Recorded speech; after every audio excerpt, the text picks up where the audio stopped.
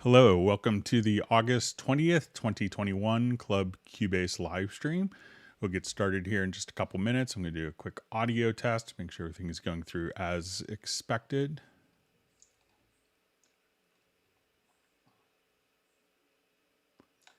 Hello, welcome. Okay, everything's sounding good in my monitoring computer. My name is Greg Undo. I work as a product specialist for Yamaha Corporation of America, primarily focusing on Steinberg products, and I'll be the host for the live stream today. I'm presenting from outside of Washington, D.C. area in Alexandria, Virginia. If you are watching the live stream live, feel free to introduce yourself and tell us where you're from. If you have not attended a live stream before, how it works is you can go to youtube.com/Cubase, and we do these on Tuesdays and Fridays, and you could ask questions live in the chat field or send questions in advance to clubcubase@steinberg.de. So I'll try to go through all the questions as completely and succinctly as possible. My ability to answer the questions will be far exceeded by people's ability to ask questions. So I may at times be 35, 40 minutes behind the live questions but I'll try to catch up. Periodically, I may lose a couple questions as my chat field is behind and may refresh. So I'll apologize for that. If I do lose questions, I'll let people know. But if your topic hasn't gotten a particular response, it's not necessary to ask the same question repeatedly. We'll try to go through all of the questions chronologically and in order. So it may just take a little bit of time, but we'll try to go through them all completely and as succinctly as possible. We will have an index of all of the topics discussed in today's live stream posted probably later tonight with timestamps. If you need to search for topics or a time or something we discussed, you could look through there. If you need to search through previous live streams, I think we've covered over 12,000 topics. You could go to cubaseindex.com, and Jan from Stockholm, who you see is on the live stream, has been kind enough to set up that service and that webpage to help people out, which is truly wonderful. So kudos to Jan. We do have two people that serve as moderators. So I want to give a special thanks to them, to Agent K and to Jazz Dude. We usually have a very well-behaved group. Someone was asking me some questions about the live stream, and it's like, how do you deal with all the trolls? And,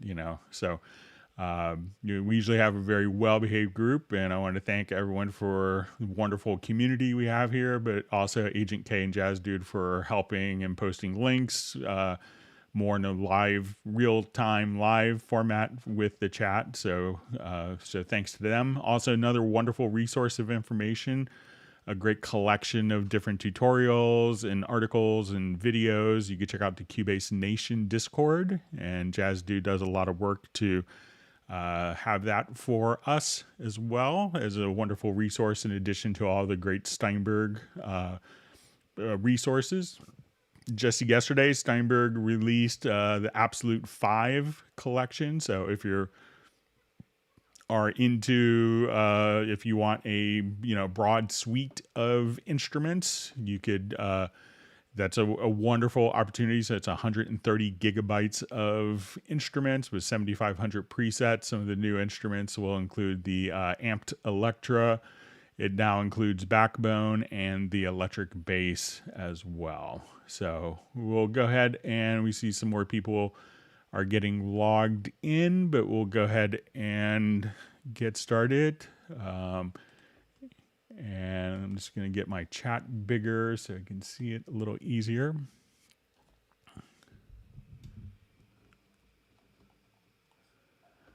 Okay. So we see Agent K is on. We have Daryl from Oakland, I believe. We have Michael Marshall from Somerset in the UK. We used to have an employee at Steinberg named Michael Marshall when I first started. He used to do all of our trade shows. And we have Marcos, I believe is from Brazil. All right, great to see you on. We have Marvel Jam from Wisconsin. We have Cubase Index. We have Jan. We have Thermonuclear War from Serbia. A Filter Freak. Ted Springman from Sherman Oaks, so JVI. It's great to have you. All right, so we have David Evans from Bradford in the UK.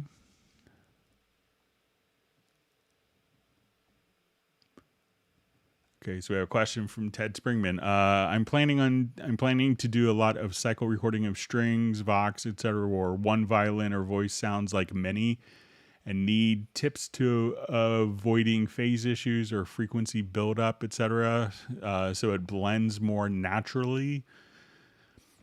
So a lot of times if you're doing cycle recording, a lot of people will like to use it for doing particular kind of layers of different elements. Like let's say if you're doing like a gang backup vocals. So I'll just show a quick tip. And a lot of times people may confuse cycle recording as being kind of one source and being able to comp between different sources easily. But I'll set up just kind of a quick cycle here and just show a quick technique if you wanted to build like a big stacked kind of sound with it. Now to Ted's questions, so any tips on avoiding phase issues or frequency buildup, etc., so it blends more naturally. So a lot of times if you're kind of doing it in the same recording with the same microphone and people are doing it at once, you may have less phase issues. If it's, their consistent placement with the microphone, you could have some phasing issues with irregular timing, but sometimes, the irregular timing and those little natural human things is kind of what people strive really hard for in computer-based production. But I'll go ahead and just kind of show this as, let's say if I do a cycle record here, one of the tips that a lot of people miss, instead of thinking this is one sound per track, if we did a cycle recording and we have like, let's say pass 2, let's say we're just doing like gang background vocals, or stuff like that, your strings, and you just want to kind of keep doing your different recordings. So let's say we have like 9 recordings. So when we look at this, we can see that each of these would be in their own lanes. And we could choose with our comp tool between the different lanes here. But this is only going to play one of these files at a time. And we could edit it to play, parts of this file and this file and comp it together. But if you quickly wanted to stack this, we could select the lanes here and we could right click on the tracks themselves. And at this point we could say create tracks from lanes. And now we would have audio tracks from the lanes here. So, as you may run into different parts and there's no magic trick if you have frequencies that are clashing, just kind of use your ear. But if you're doing like, specifically like a violin thing and you wanted them to just overdub and, make it sound more like a section from one musician, you could just simply, keep them in the same position for the recording while you're doing it. And that could eliminate a lot of kind of, phase problems. Sometimes, I've seen people doing background vocals and every time they do a pass, they will step a foot back away from the microphone just to kind of get a different flavor. So that if they do 4 different passes, they'll start, close on the mic, 1 step back, a step back from that, a step back from that, and then layer those 2 different things together. But it's really, it's going to depend more on the performance as opposed to, probably more of a technical thing with that. So, but a couple things to give a quick try, Ted.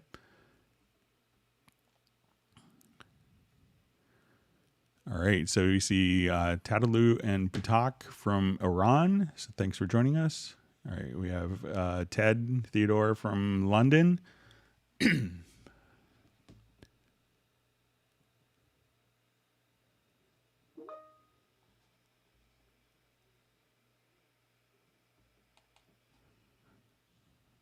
All right, going through some of the intros. And we have Matthew Elston from London. All right, we have Yotam from Israel, or Yotam.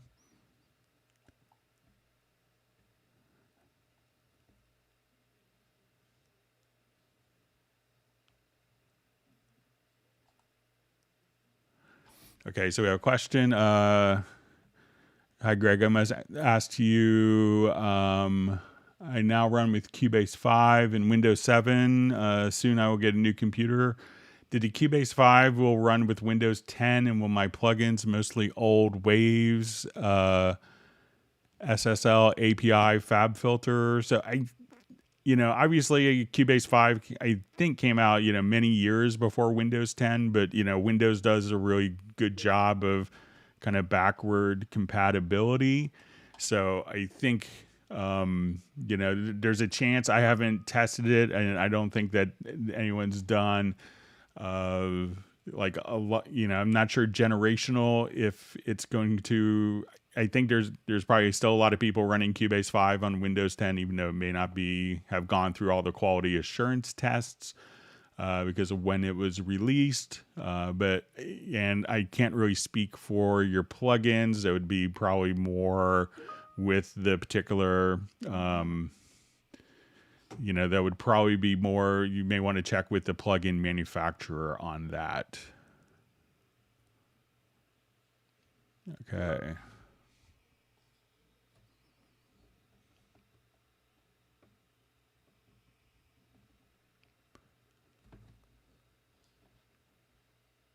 All right, and we have someone checking in from Zimbabwe. Welcome to the live stream.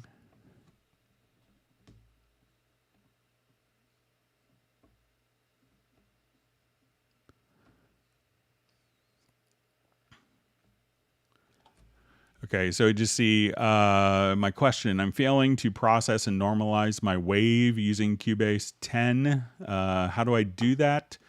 All right, so I'll just grab a quick audio file.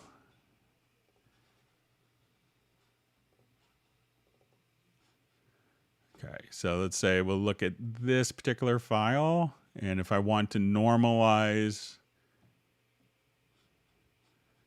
this file, I'll make it a little larger so we could see it easier.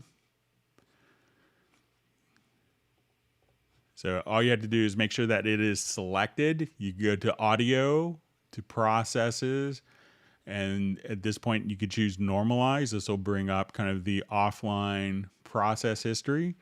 You could have this automatically applied, or you could say, okay, I want to normalize this to -3 dB.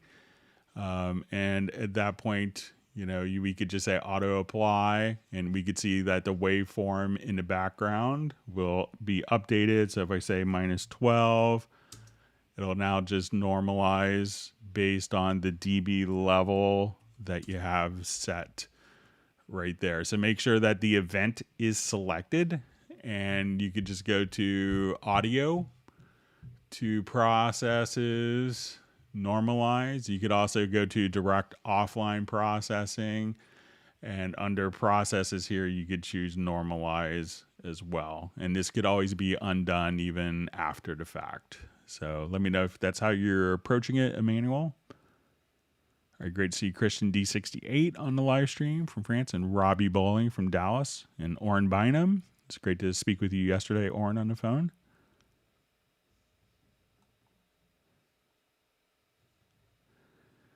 You see that Millard Brown is on the live stream. It's overcast and rainy in Pennsylvania today, and my hangout is going to be a bright spot today. We have similar weather here, just in Washington, D.C. All right, so we have David M. checking in, saying hello to everyone, and to me as the voice of Steinberg. I don't think that's me, but all right. But thank you. They'd probably prefer someone with a more European accent. All right.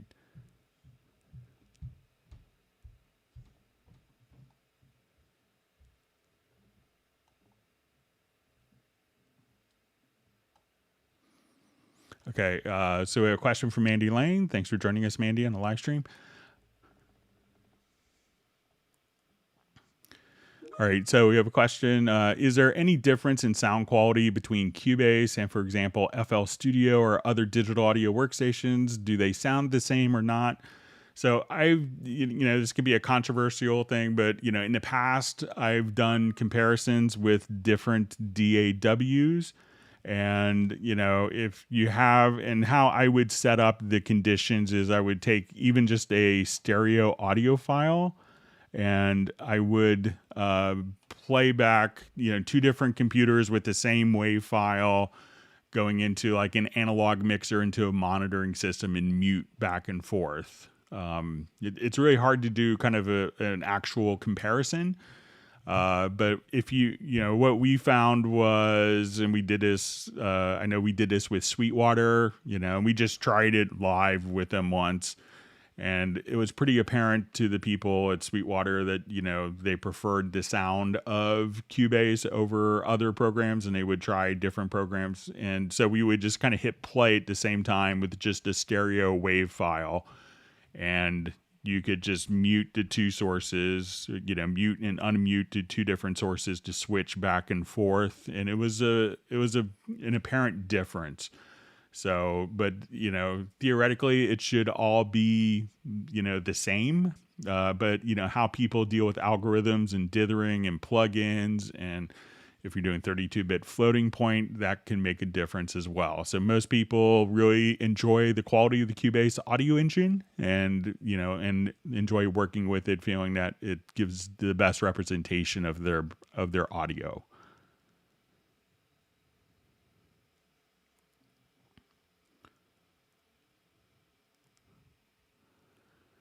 Okay, so we have a question from Millard Brown. Any tips for using iPad as a MIDI instrument with Cubase? Cubase MIDI out to iPad, for instance. I have a Moog Model D on an iPad that I could play with a MIDI keyboard I want to send from Cubase. So as long as you have a MIDI interface that could go directly out to it, you should be able to send that information back in. Another thing that you may want to check, there's even, I think, I don't think I have it on my computer, but there's a freeware Model E plugin that Steinberg did a long time ago that is very highly regarded, and it's kind of like a free download legacy. So you may kind of get the same quality with internal plugins as well, but as long as you have the MIDI going out, so you have the MIDI going out of Cubase through a particular interface, or a MIDI interface, or something like a Steinberg UR series, and that could send MIDI out, and you should be able to just have as long as you get MIDI into your iPad, and then you'll have to get the audio out of the iPad back into Cubase or into a mixer. So, so sometimes, if you could probably find the same exact thing as a VST, it could be a lot more convenient, but it's going to be just like working with any external piece of, any external hardware as well.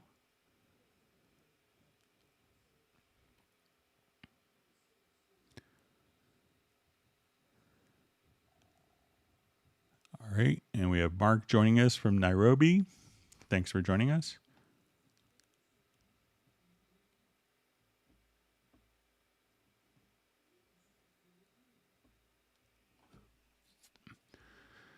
All right, hey Greg, is there a way to fix my MIDI keyboard to a particular channel so I always know what instrument it's going to play without having to find and select that channel?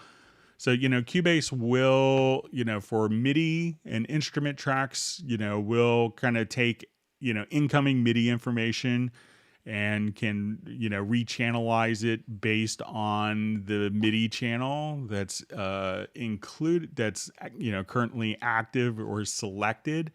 If you want it, so if your MIDI controller was transmitting on channel 3 and this instrument was on channel 4, Cubase would take that incoming MIDI information and switch it to channel 4. if you didn't want that to be kind of remapped, you could use the logical editor, the input transformer, which is this little squiggly line right here. And we can set this for local, or you could set it globally. You want to make sure that you have the module active. And here you could, there's presets where you can say pass only channel 1 to this particular instrument. So anything that's being sent on MIDI channel 2 won't be set to this particular instrument. So check out using some of the, perhaps the input transformer, and then you could just come right over here and do channel filtering on each of the channels as you need it. All right, great to see Tim Weinheimer from Mission Viejo. All right, and we have Indonesia checking in.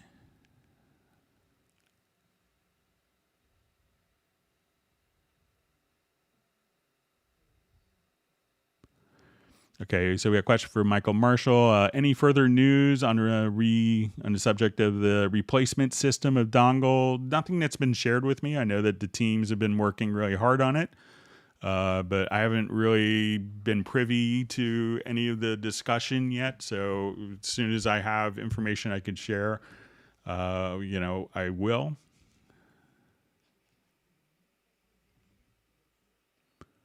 All right, and we have sunny Crack Beach checking in from St. Petersburg, Florida. I have a lot of friends who live there.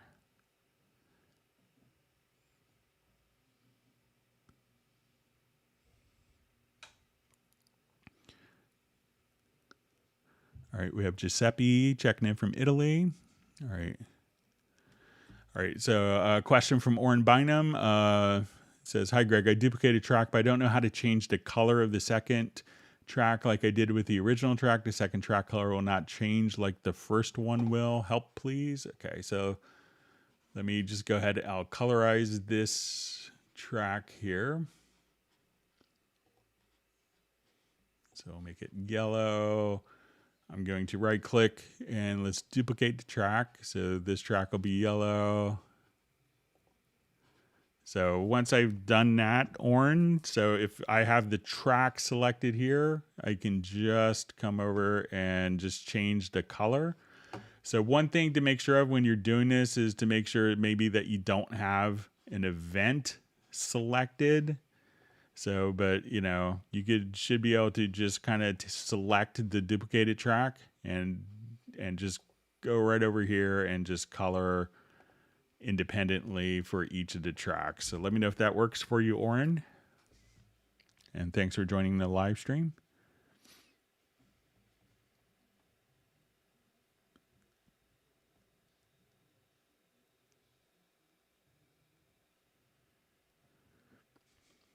All right, so you say, hey, my Cubase 11 makes my screen flicker and then the resolution is reduced and can't be reset. Sometimes it resets on its own. Sometimes I have to restart the PC. I really need help.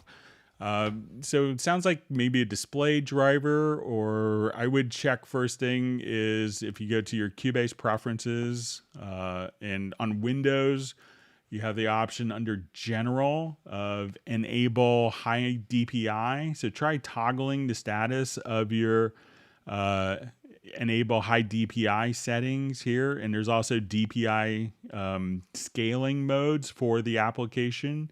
So try adjusting those two things and, make sure that your display driver is kind of an appropriate choice for DAW. So sometimes running a gaming display driver, doesn't help much with that and can be kind of counterproductive. So I would try again going to the preferences and playing under General the Enable High DPI or the DPI scaling there, and see if that will probably make a difference for you.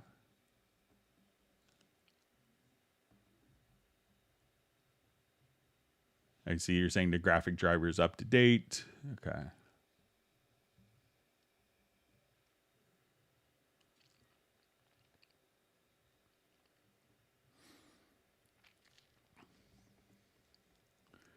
All right, so just see from Mandy Lanes, just saying my Waves plugins take a lot of CPU usage in Cubase 11 though.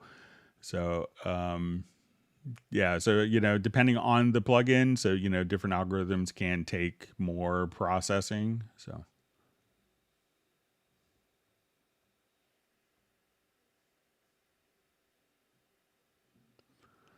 all right, so you see from Jay, it's please request Steinberg add tool similar to Beat Designer natively within Groove Agent or other step sequencer variant for low impact, no DAW workflows. All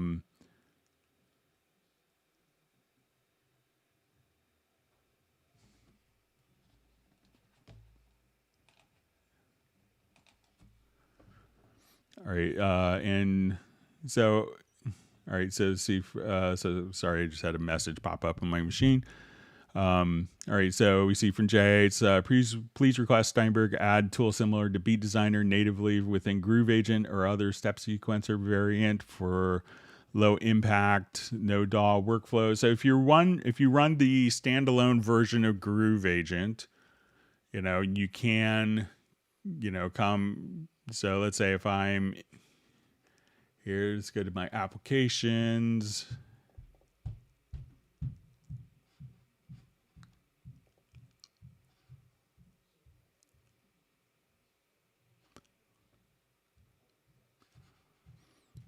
You can now come over here, and once you go to like the pattern editor,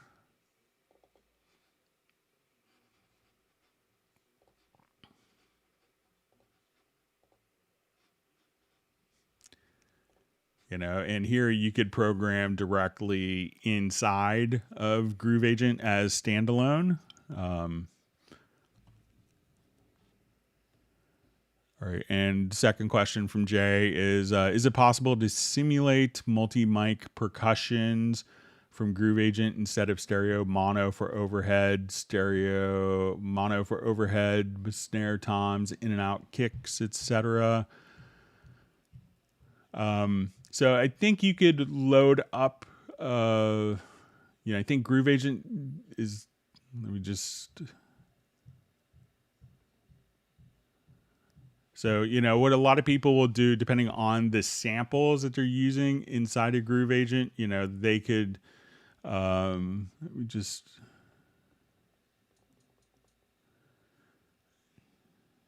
so, what I've seen some people do if you're making your own kits is like maybe a Beat Agent kit, is that as you bring in, different sample layers, that the different sample layers could bring in like add a certain velocity layer if you wanted it to be dry, because you could have 32 velocity layers per pad, and you could just bring in different amounts of, other microphone sounds directly in with that, depending on the velocity level that's set. So you basically could just have your samples kind of, with processing at different different velocity values, and be able to kind of switch that around.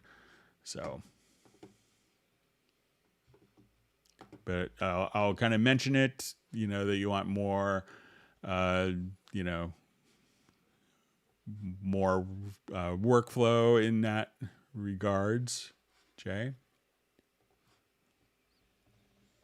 But the team may just go, we'd want people to use Steinberg stuff. So.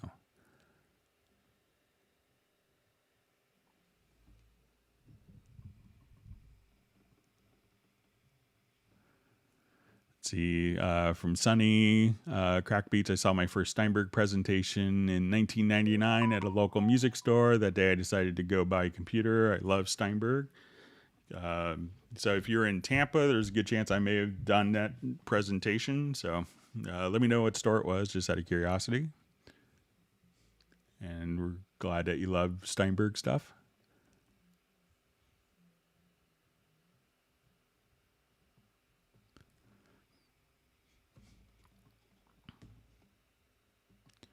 All right, wonderful to see Mark Rabin on the live stream. And I know Mark had a question, I think, on the last live stream about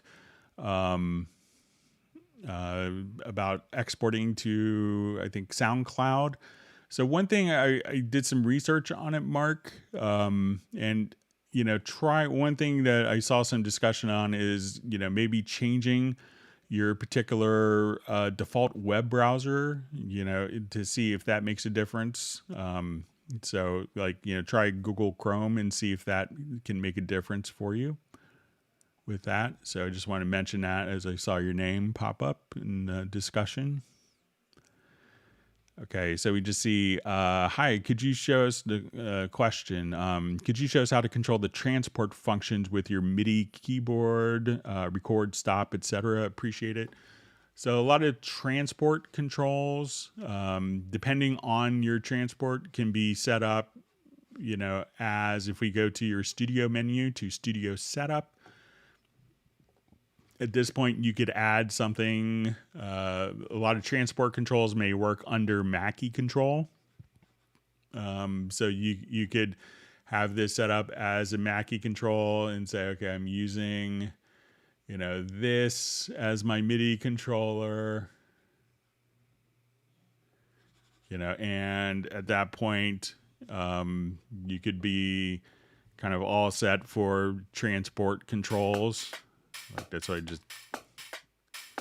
Now, another method for doing this, if your controller doesn't work with Mackie control, is we'll use a generic remote.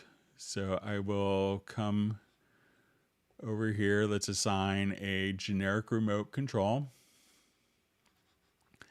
And at this stage, I could say I want this coming in from, I'm going to define the inputs and outputs of my controller, and I could just press the button here for learn, hit the button that I want.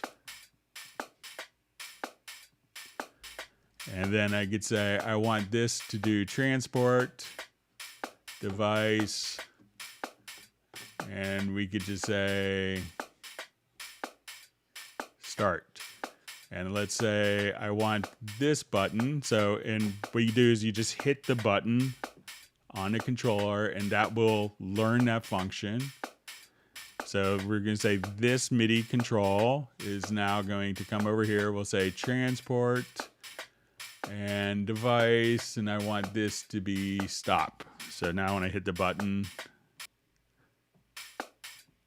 on my controller, I could control the transport. So you could just kind of map out any of the knobs in your controller to do, basically any function. There's, thousands of controls that you can do. So once again, click on the plus sign, add a generic remote, capture, hit the knob or the button on the transport, capture the MIDI message, tell what you want that MIDI message to do.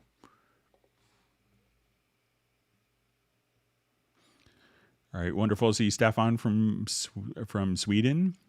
All right. And great that Pablo could make the live stream today.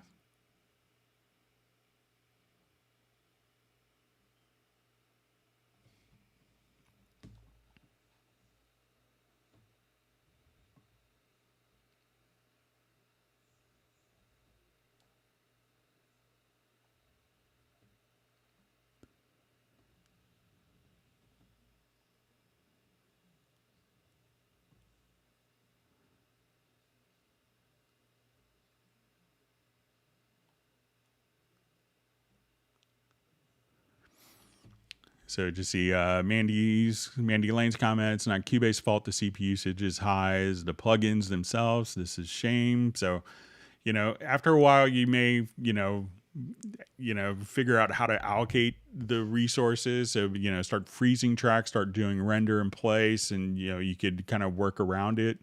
But, some plugins are try not to be so super efficient, so...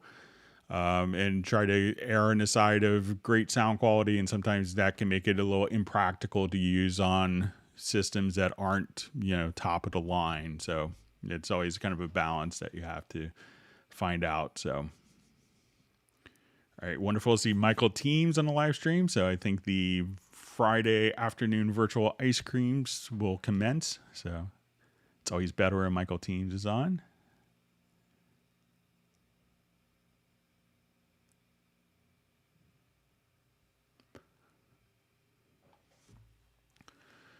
All right. Hi, Greg. A question. Hi, Greg. I'm running Cubase 11 on Windows 10. Today, after 10 years of using Cubase on Mac, I suddenly have the error audio dropout. It's really frustrating. Could you please advise? So I would see if you're, so if you're getting audio dropouts, a message, I would try to see if you record it to maybe a different drive if you got the same message. So sometimes it could be like your hard drive is like the old days we would get that a lot when the drive was defragmented.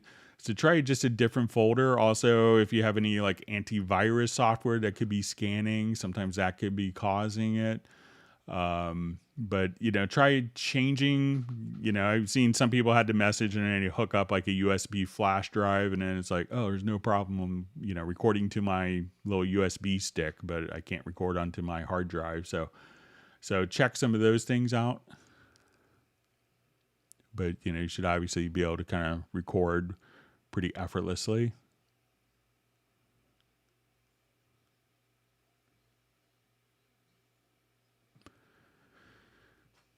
All right. So you see question. Hi, Greg. In my Cubase 11, export window is too big. I'm not able to see the export button, how to limit the window size, or how to achieve the export audio click. So I think that I ran into this when I was helping someone who had kind of a very small screen resolution. And I think,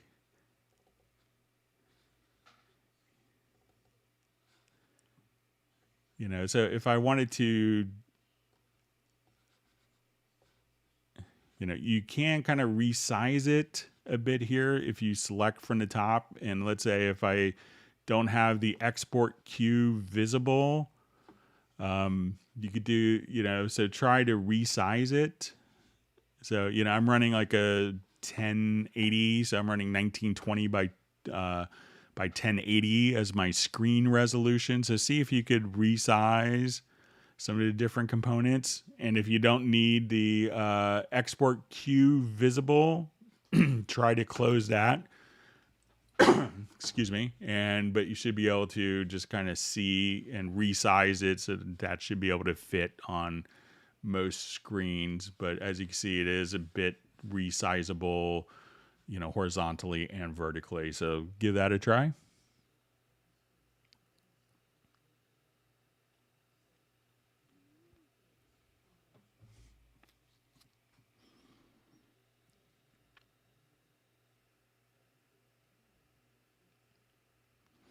All right, so we see Alexander Plaskos on the live stream. Thanks for joining us. All right, so we have Celine Daima, composers. The first time checking out the live stream. That's great. Thanks for joining. If you have any questions, just feel free to ask.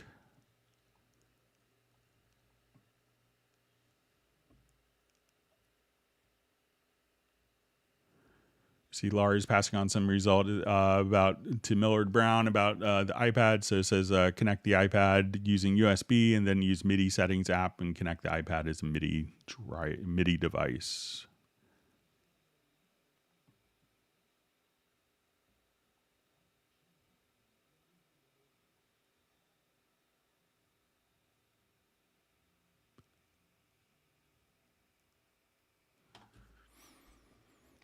Okay, so a question from Oren Bynum. Greg, how can I use the guitars in Halion 6 and bring it over to Cubase Pro 11 using my current project? And will this be the same process for the other instruments to transfer to?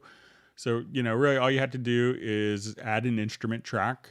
Let's load up Halion 6.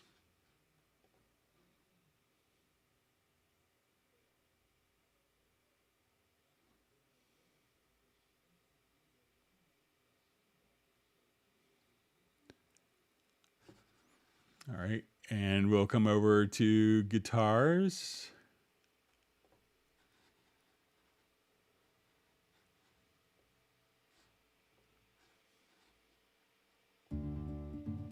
So now,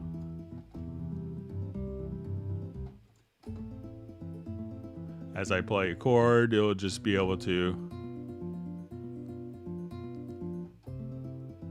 And if you wanted to, you know, change like, you know, the arpeggio, you could do that as well. So, you know, but really all you need to do is just, you know, add an instrument track, select Halion 6 and load up your guitar parts. And then it'll be, you know, basically the same process with other instruments on.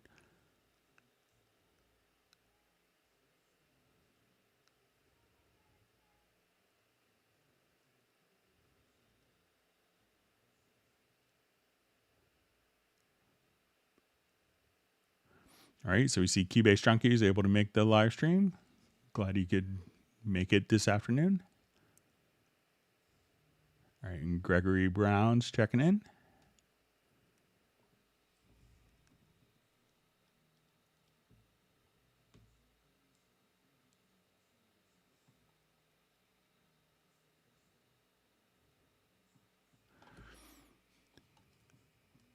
Okay, so we have a question from Christian D68. Hi, Greg. In a generic remote in the Assign tab, which device should I choose to find CC messages? I'd like to send modulation to the active track. All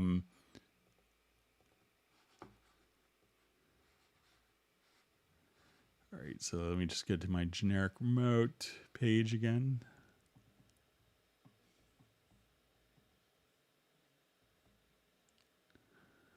Okay, so it says, which device should I choose to find CC messages? I would like to send modulation to the active track. So, I mean, you should be able to send, you know, modulation data to the track. So let's say if I'm here in Halion,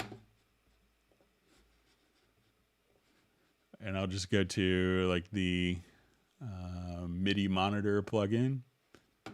So here I have modulation set up.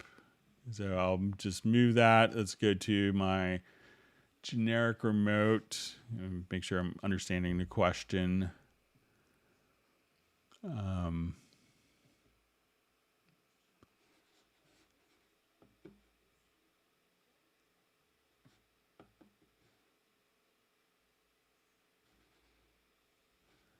Right, I'm just saying in the Assign tab in the generic remote.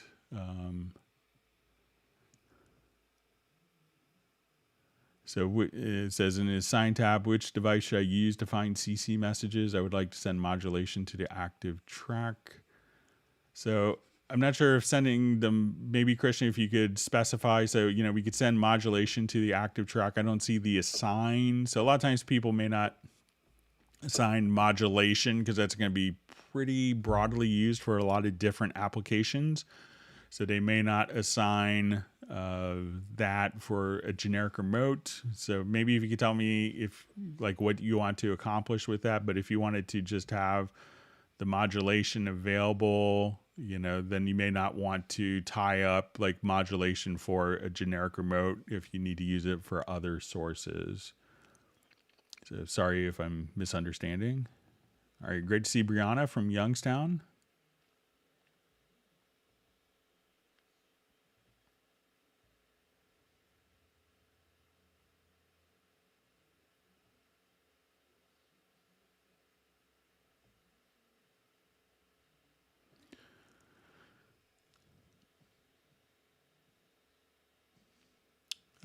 So I just see, is there a way to set the mixer rack pre-insert as standard behavior?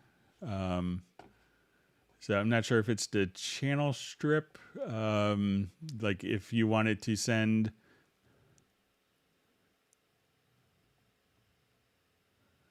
the mixer rack, so I'm assuming it's maybe the channel strip here. So, you know, by default, this will be the inserts, and then we could, you know, toggle the signal flow of that. So I don't think, so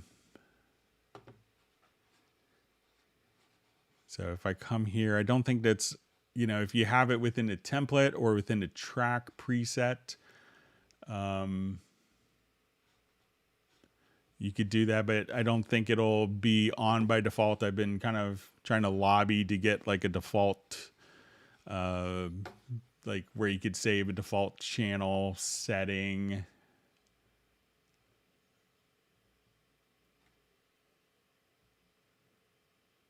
But I think by default, you can't have it automatically with channel strip. But if you saved it as a track preset, you know, so if you just come here and just do save as track preset, then you could just add tracks using the track preset with that as a default setting.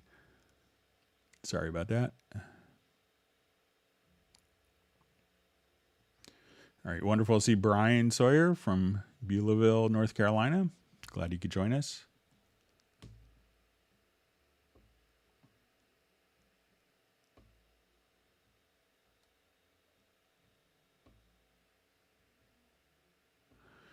Okay, so we have a question. Hi, I'm new to Cubase. I'm using Cubase 11 and would like to know how to listen to my audio track without having to record it. All this time I still have to record and hear playback afterwards. So if you, all you had to do if you wanted to hear the track, just make sure I'm understanding. Okay, so, you know, if you have like, you know, an audio, you know, signal routed in, you know, like let's say, okay, I have a signal going into this track, and if you don't want to record it, you could just monitor, and then you could hear whatever signal is routed into this track without recording it. So that's how you can listen to it without having to record it. This time I still have to record and hear the playback afterwards. So, you know, try just turning on the, you know, the monitor enable, and then that will allow you to hear whatever signal is being sent to this track's audio input. So give that a shot right there. And if I'm misunderstanding, I think it's from Cashmere Cat, let me know.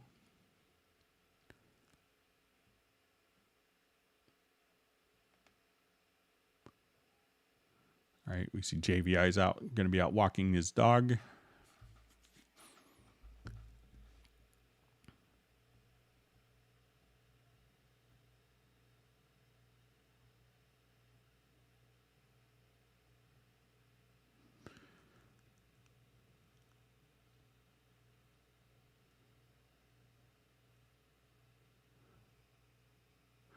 Okay, so I just see, hi Greg, is there any way to copy existing insert plugin from other channel to multiple channel insert?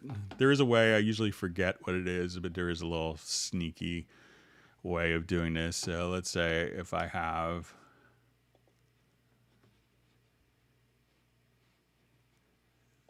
let's say a plugin here, let me just, okay. So I'm going to select these channels. Let's go to the inserts here.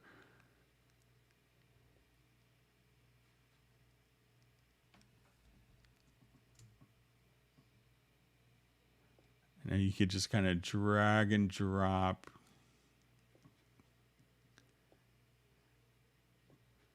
But let me just...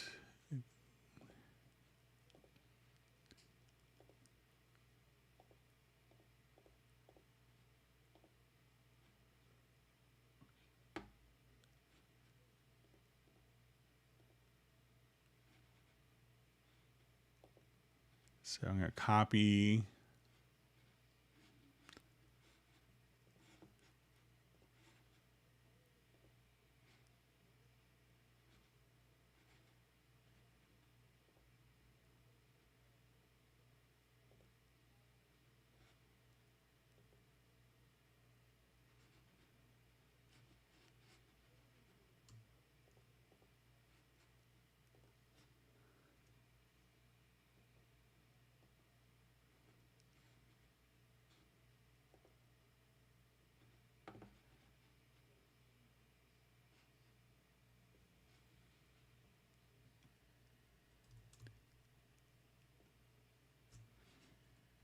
I've done it before on a live stream, and I kind of forgot what I did, but it's kind of like there's a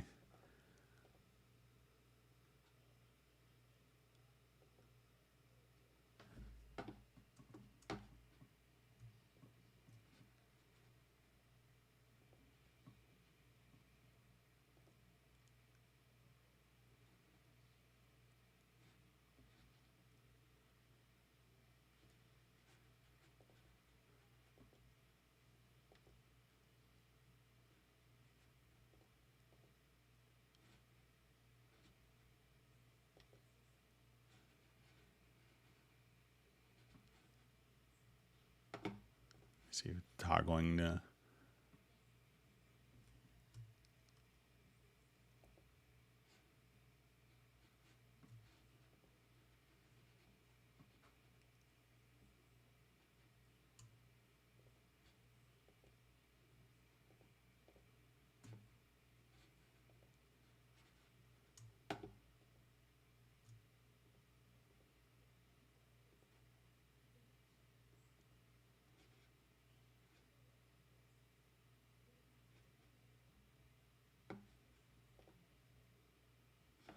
So I know a lot of people could also, like if we have quick link turned on, that you could just say, you know, I want the mod machine to be instantiated across, and do it like that. But there is kind of a way else of how, I'm sure if you go to cubaseindex.com, you'll maybe see a couple times of me not getting it right, but there was one way, and it was kind of like almost.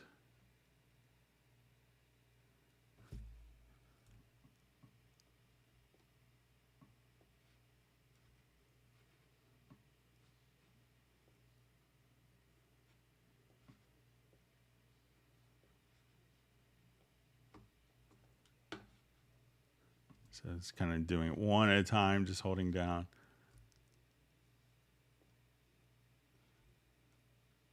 Or if you want to take kind of this whole range of presets and copy it over, you could do it like that as well.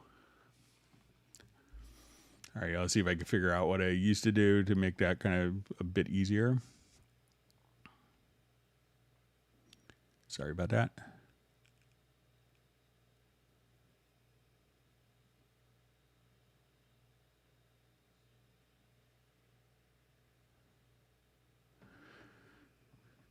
All right, so we have a question. Can you show us how to use Groove Agent 5 SE and paid version as vocal sampler trigger and benefits that many miss? Is it possible to add many samples at once? So yeah, so let's say if I have, so you could do it in Groove Agent SE, or you could do it in side of the sampler track. So I'll show you both ways. So if you have a lot of audio files, it may make sense to kind of start with Groove Agent. So let's say, okay, I'll just load up Groove Agent SE.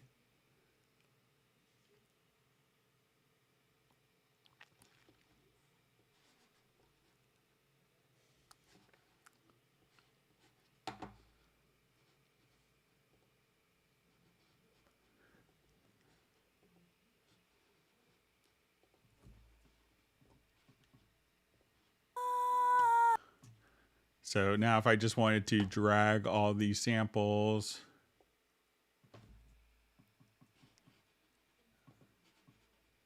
I could take multiple samples here and let me just get my right. And where you see the 3 dots, this will automatically take.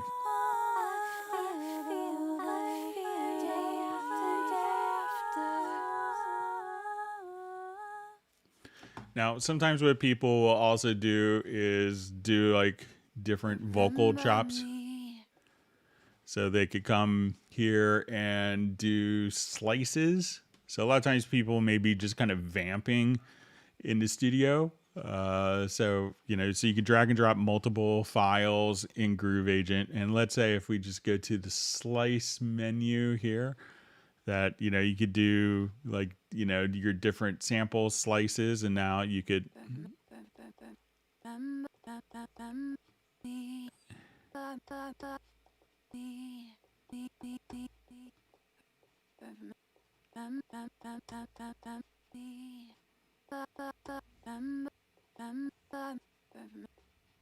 So people will often kind of use that. So, you know, there's no real difference in functionality between that and like the full groove agent. But let's take a look at the sampler track.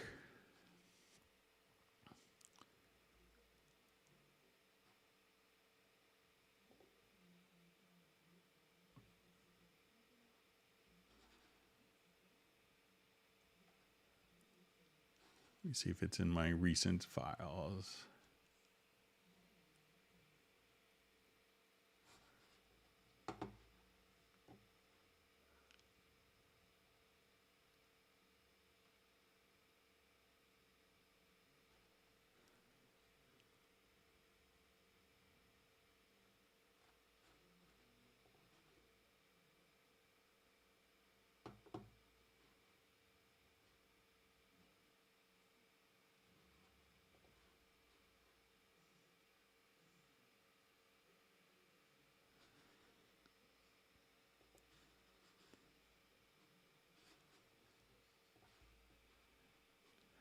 Let me just look for this particular project where I could show it.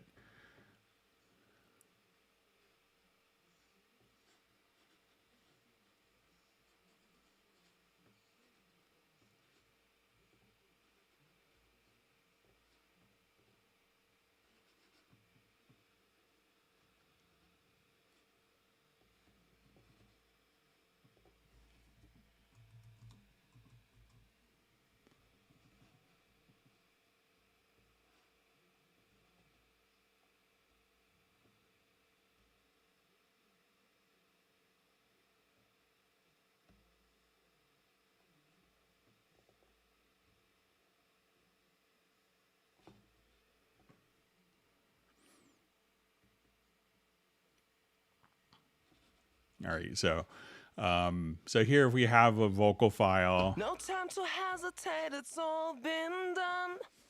You wanna have it, you can't get enough.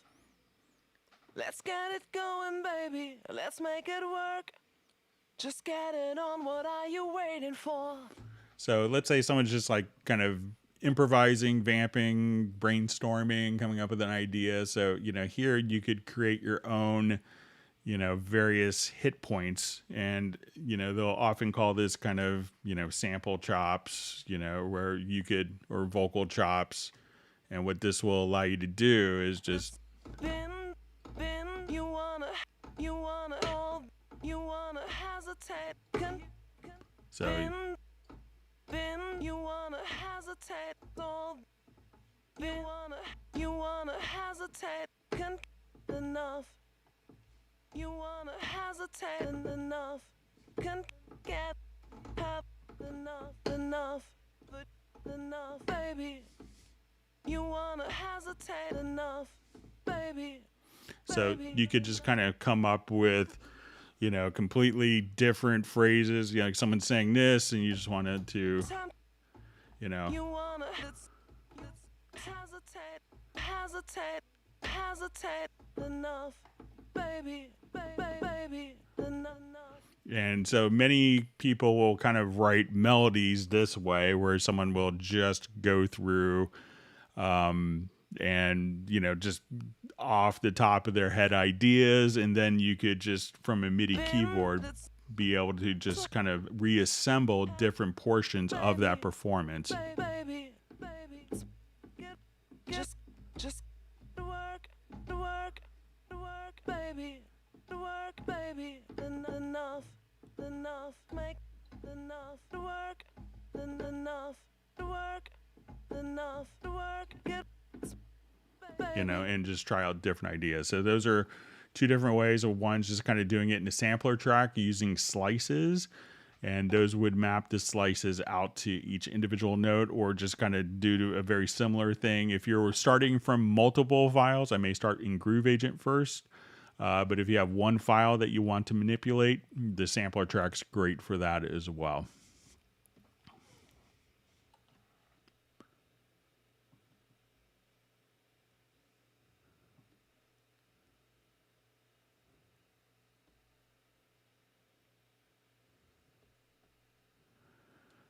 Okay, so just see, I can't hear my sampler audition when I select them in the samples list. They play fine if I drag them over to play them, but unable to scroll through and hear them as an audition. So this could be that, you need to go through the control room. So make sure, depending on which version of Cubase you have. So if you go to, if you have Cubase Pro, make sure, that if you have the control room active, that at this point we could just, come over here now and you could audition your different sample loops right here. And that signal is being routed through the control room while you do that. So if you don't have the control room active, go to your audio connections, define a stereo output, and it sounds counterintuitive at first, but set it to not connected. Go to your control room and add a monitor, and then set that to where it's going out to your audio interface. And then you should be able to audition your samples and preview them.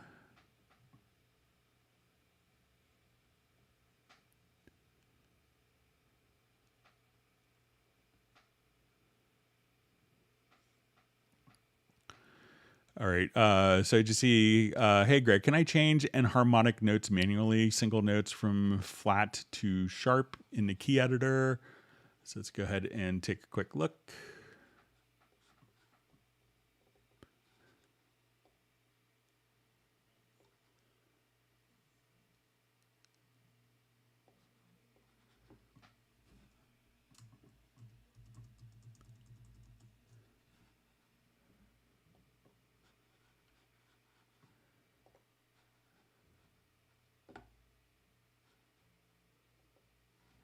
So say if I just type in. So there is one preference that could make a difference with this. So let's see if I just start a new project here without any context or chord track information.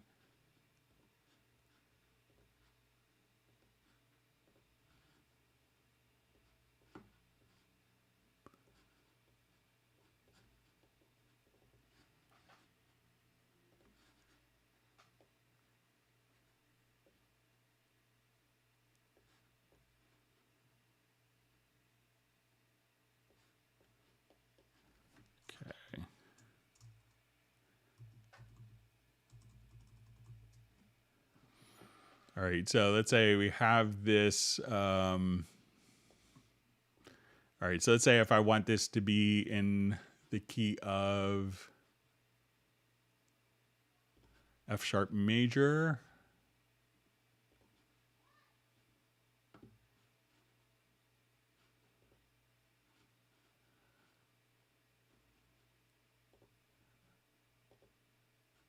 So let's see if we set that. So one of the preference, and this is kind of an obscure preference, I think if you go to editing,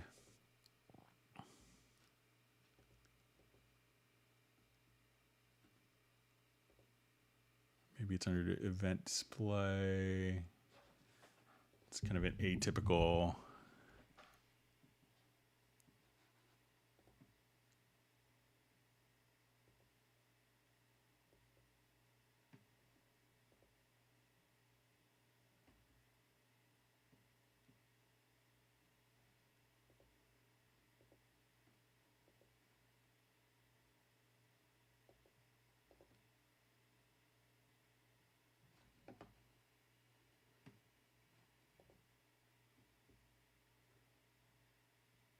So here you could choose to get enharmonics from the chord track. So with this setting, so if you go to event display to chords and pitches, so at that point, if I have my chord track set And I realize that this is obscure.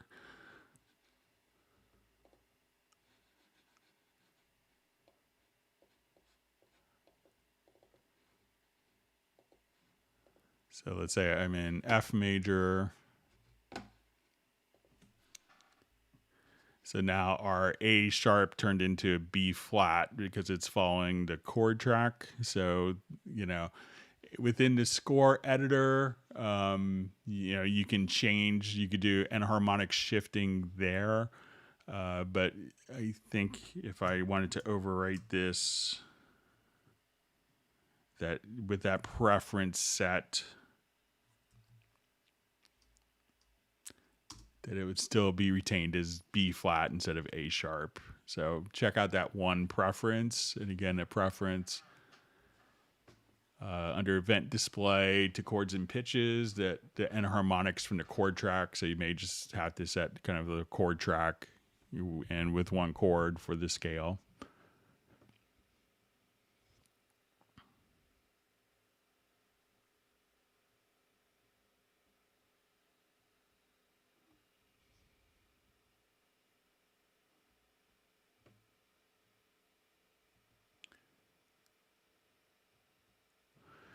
Okay, so we have a question from JVI. Question: last night I was recording something new, but accidentally left this cycle on. I know that I have one audio track, 2 instrument tracks, all with 32 lanes. Is there any way to convert this? So let's say if we have done a quick audio recording.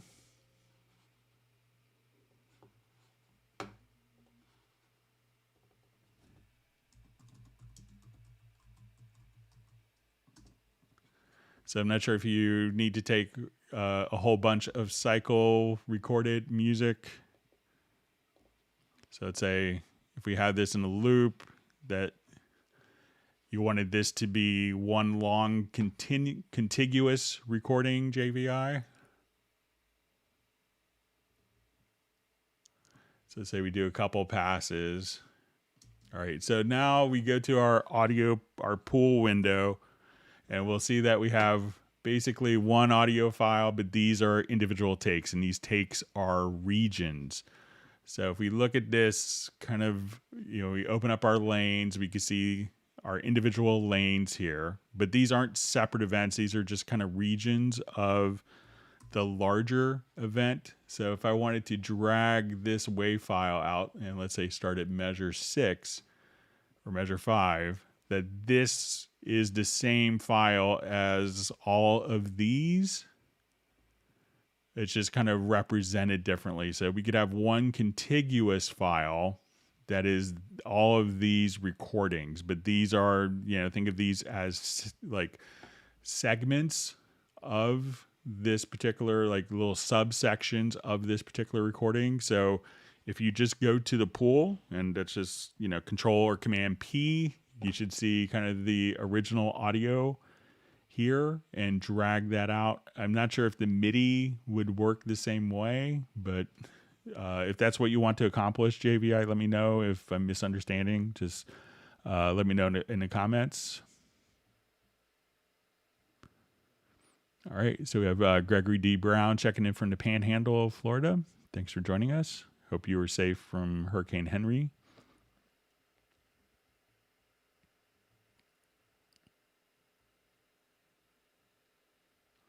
I see just kind of a further comment. I realize the audio could be fixed by dragging the file from the pool, but have no idea if there's an easy way for the 2 instrument tracks. I think the 2 instrument tracks, it's not going to break it up continuously. So you may, let's give it a quick try with an instrument track.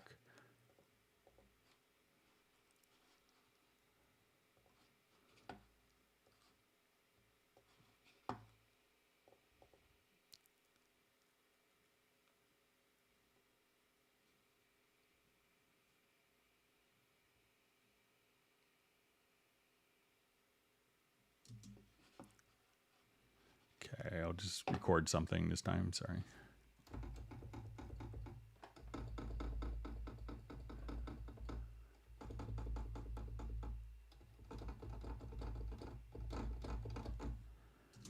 Okay, so now we have our multiple parts here. So let's see.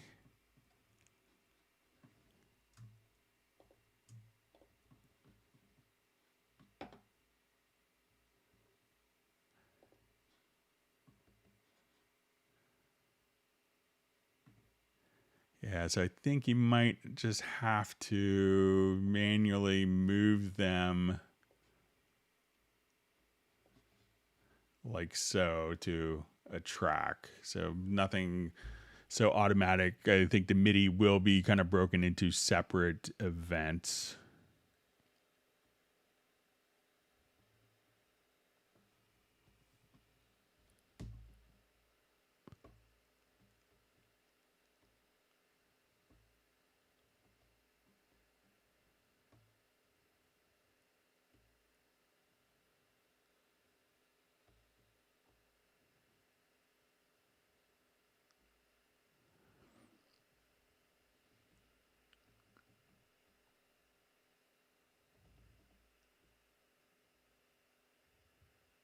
Right, reading through comments. Thanks for all the great questions. If you've learned something new, make sure that you do hit the like button. And if you haven't subscribed to the channel, make sure you do that.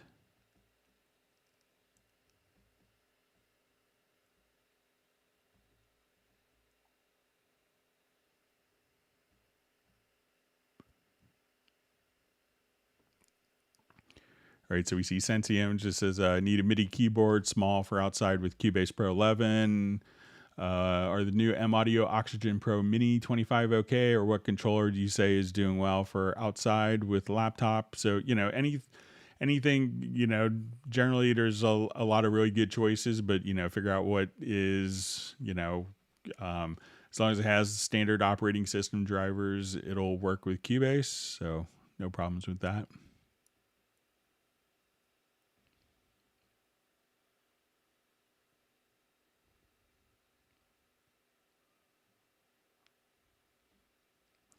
See that Cashmere Cat's looking for recommendations if anyone knows of a lifelike harmonica VST.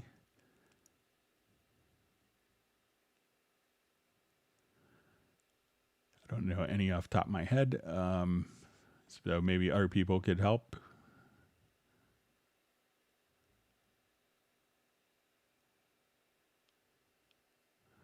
All right, so we see question for Greg. Video playback is zoomed. It's an MP4 and it plays fine in all media players. Any ideas how I can edit the resolution playback for videos on Cubase? So if you want to, there's a great resource on the Steinberg website, which could show you the different codecs and containers.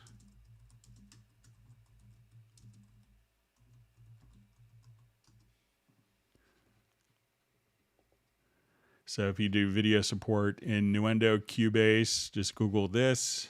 And here you can see the supported video formats with the, the container types. If you have MP4, make sure it's in H.263, H.264. And depends on your graphics card. So there's a lot of other stuff, but this is, you can see the various frame rates that'll be supported. So check out this page for a resource, and probably if you convert it, make sure that you're using like the appropriate codec with the container. Then you should be all set.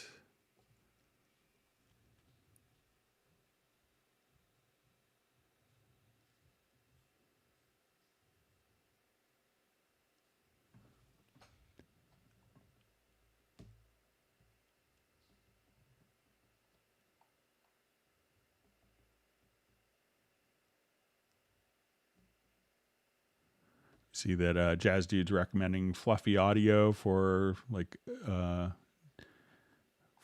harmonica for like Western movie kind of stuff.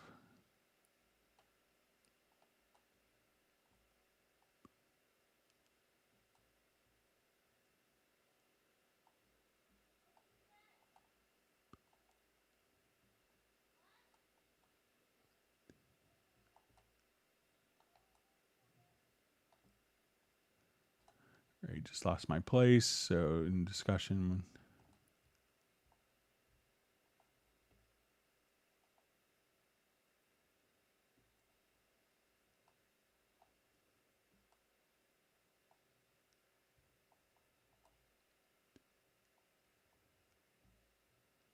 All right, so I think I found my spot.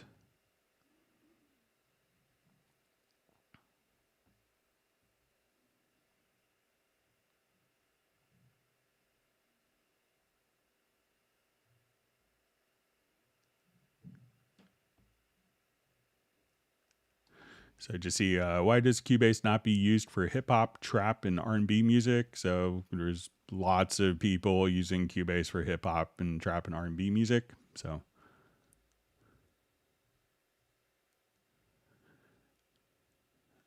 okay. So we have a question. Is there an easy way to combine two mono tracks into a single stereo track?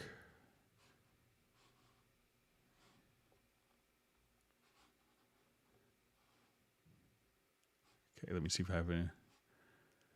Let's just open up a different example project here. So yeah, it's pretty simple.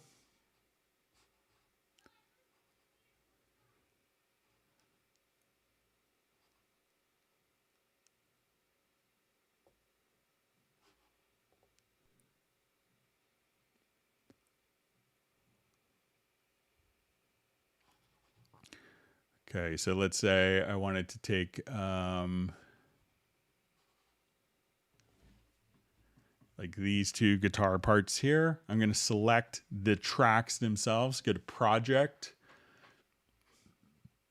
and we'll say mono to multi-channel, and we'll choose it to be stereo. And I'll take the selected tracks, we'll keep the source tracks. Let me just try a different project here quickly.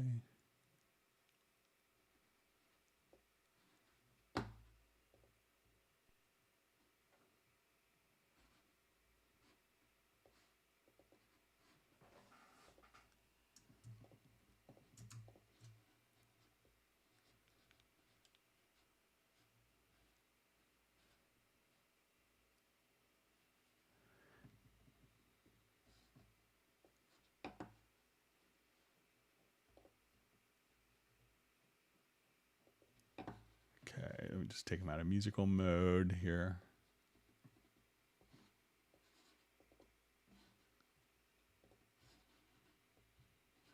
So again, project to convert tracks.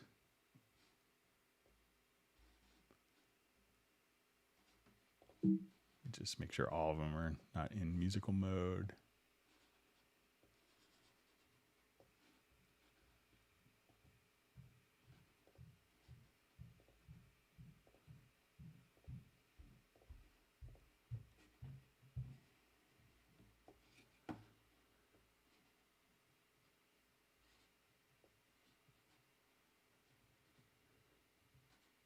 All right, and I'm just gonna have the event selected.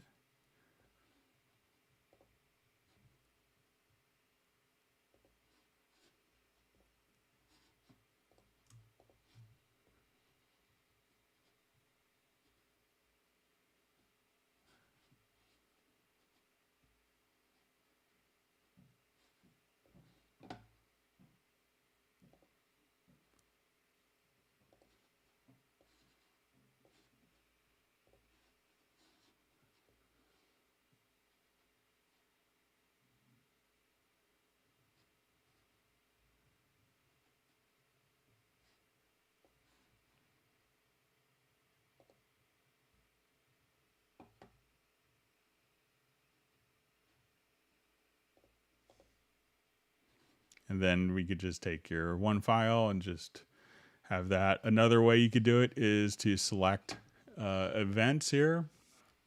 And if you go to edit menu, you could go to render in place. So you can say, okay, let's get to our render settings, and we could choose to mix down the audio file and just come right over here and render it.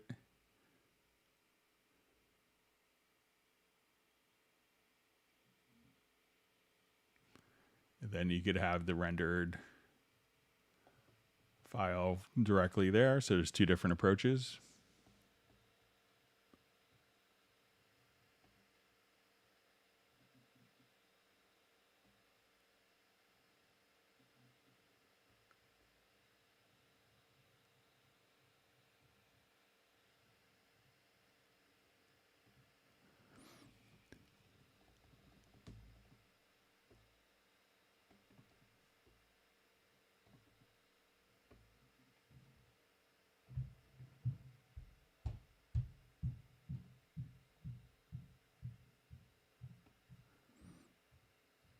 So we see other people are running Cubase for hip hop production. So I have to tell Teddy Riley he's all wrong. So.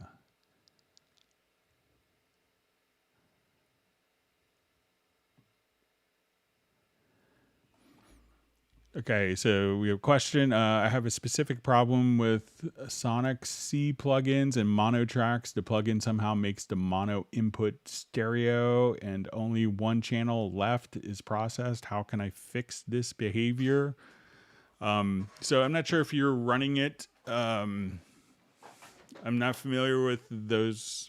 I don't have the Sonics plugins, but make sure, sometimes you'll have a choice of a mono or a stereo plugin. If you have the choice of running a VST2 or VST3, a VST3 plugin can automatically adapt to whatever kind of channel configurations. Older plugin formats, you had to have like separate mono or separate stereo or separate 5.1. That's not really necessary with the VST3 plugin format.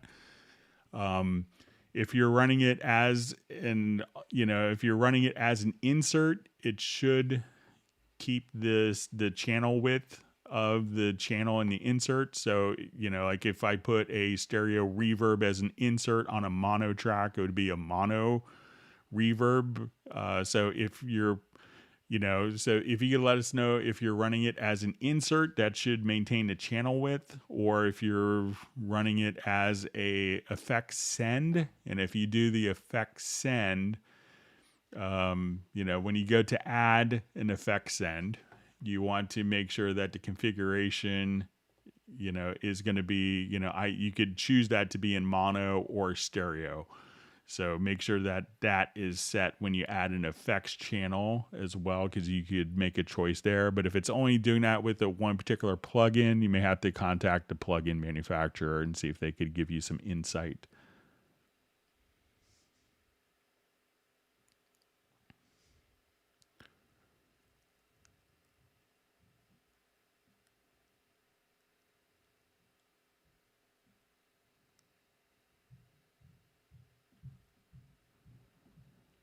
See that Cubase Junkie still has a video of me introducing the chord track to the crowd at NAMM in 2014. Oh, wow, that's a good time. Remember that? Fun show.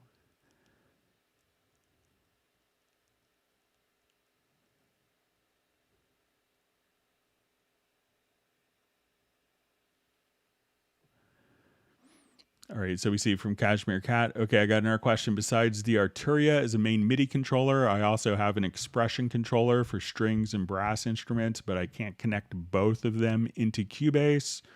So I have, 3 or 4 MIDI controllers connected. So you should be able to have, and what you could do to get that set up easily is, if you want to have like 2 controllers controlling an instrument, maybe one for the keys and one for like, expression and, different MIDI CCs, is, make sure that your MIDI, that your input is set to all MIDI inputs.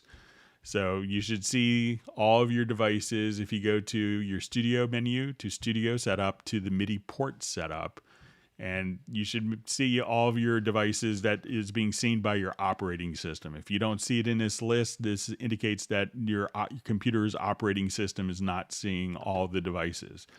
And if it's checked to in all MIDI inputs, this would allow you, once you have in all MIDI inputs for a particular channel here. So let's say if I go to this MIDI track, we'll see all MIDI inputs. This will merge multiple MIDI controllers going directly to a particular instrument. So you can use multiple controllers simultaneously in Cubase, no problem.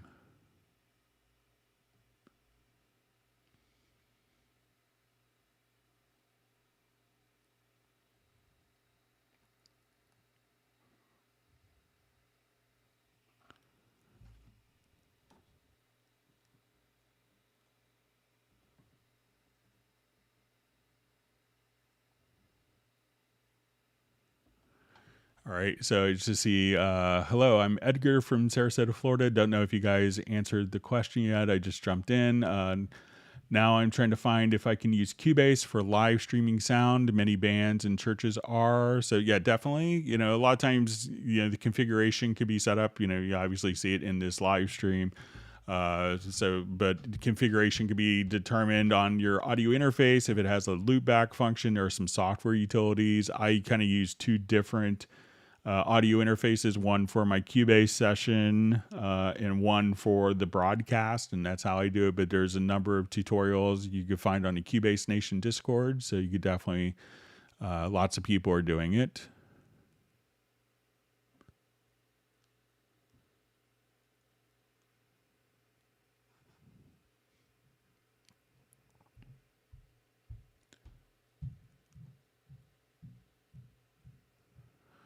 Okay, so we see from David M. Loop Mash is so awesome and so fast to get something great working. Could you explain what relative does under similarity? I get standard and harmonics. Okay, thanks. This is from David M. So let's go ahead and take a quick look. I haven't played with that function in a long time, so I may have to try to figure it out myself.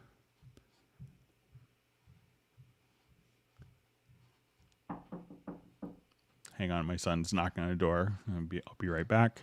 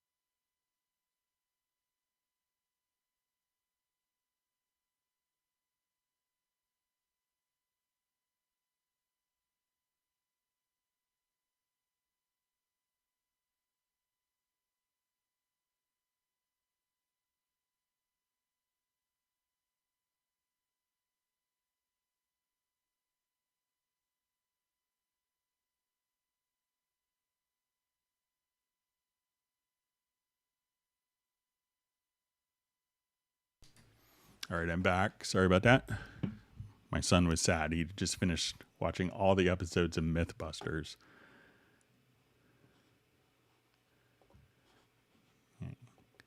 Now he's ready for school on Monday.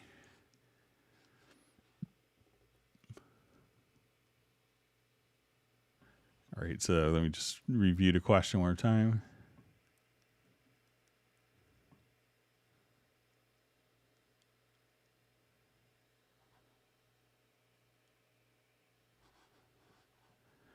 Okay, so let's see if we can.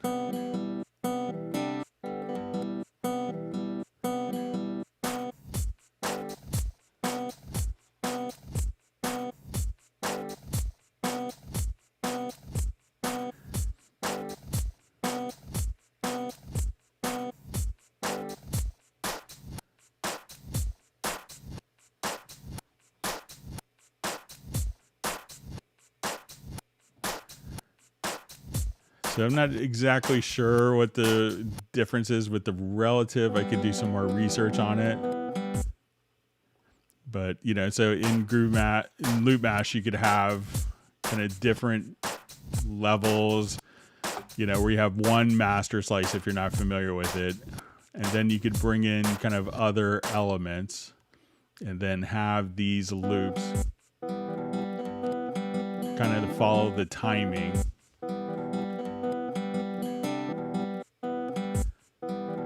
So this may be kind of more of a rhythmic.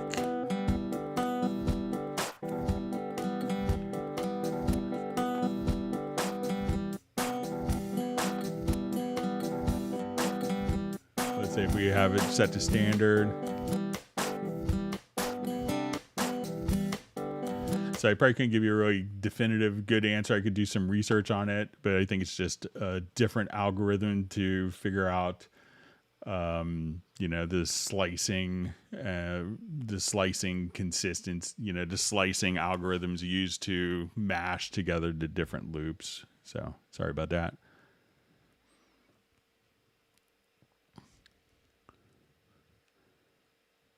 Okay, so we have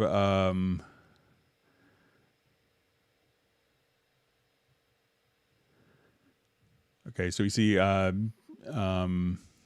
from Ohio. Question: my generic controller in Akai MPK261 has MIDI A1 through 16 and B1 through 16. How can I get Cubase 11 Pro to recognize MIDI B1 through 16? So if I'm not sure if you have it connected via MIDI, like a 5-pin DIN MIDI cable, or if it's just connected over USB. But you know, I have the a Nectar controller, a P4, and so you know that one controller I could have multiple MIDI ports in it. So you know, so you could just have that. So you know, Cubase just kind of sees all of it. You know, I don't know if it's maybe sends MIDI port B like out of the MIDI port.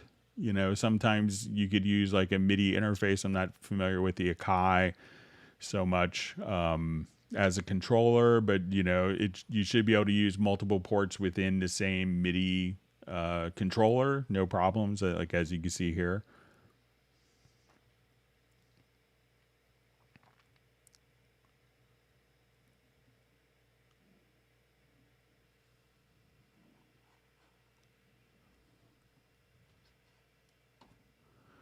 Okay, I just see using Pro Tools, but I want to use Cubase, and also what I will need to use a Yamaha TF5.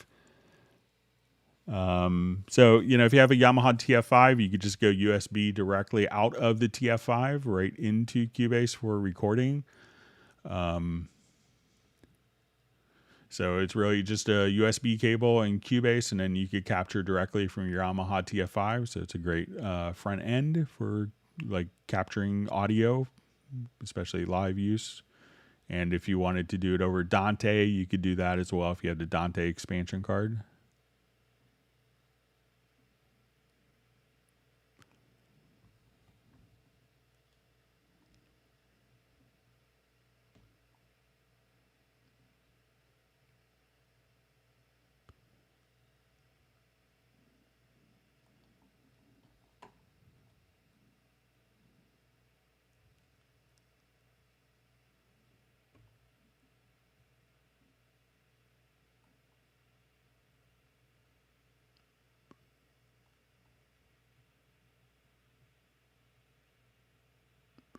All right, so Cubase Junkie wants people to hit the like button.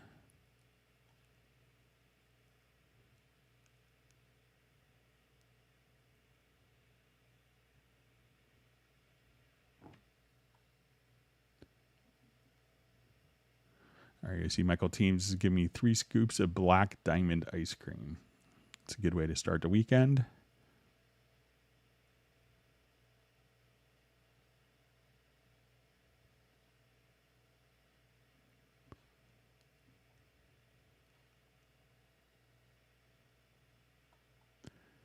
All right, Michael Teams wants people to whack the like button.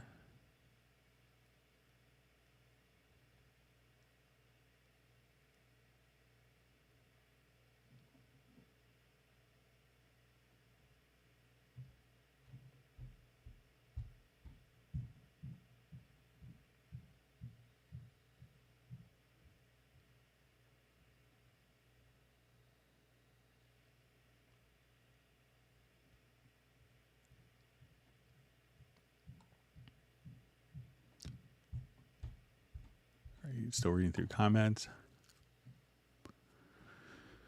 So I just see, hi, is it possible to make micro-tuning work with third-party VSTs? Any alternatives? So I think we discussed this in the previous live stream, but, it's not tied directly to Cubase plugins, but, the plugin needs to be capable of doing that. So microtuner will work through like VST 3.5 because, most plugins, you can't do individual tuning of MIDI in that way. So if you're not familiar with it, we could go to like a micro tuner plugin. So let's say, okay, I have this open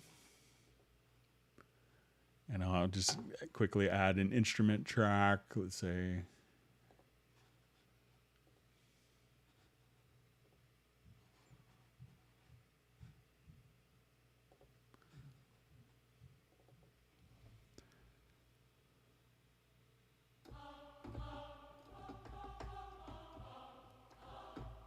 okay, so I'll make this a little louder. So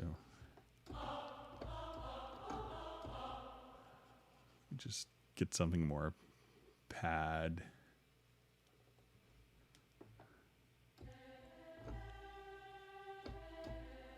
So it's the capability of the playback of the instrument itself that determines if the microtuner will work. So if I wanted to come here,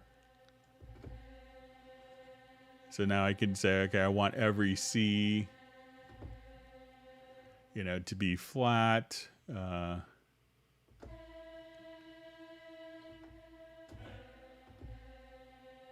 So, and, it could respond to that. So it's not that we're fixing it this way. So if companies made VST 3.5 plugins, then the microtuner would work with it. But if the companies don't do that and the instrument itself doesn't support it, then there's not much we could do for the third-party companies. And it's been around for a long time. So you should contact the third-party company to see if they're going to support that functionality.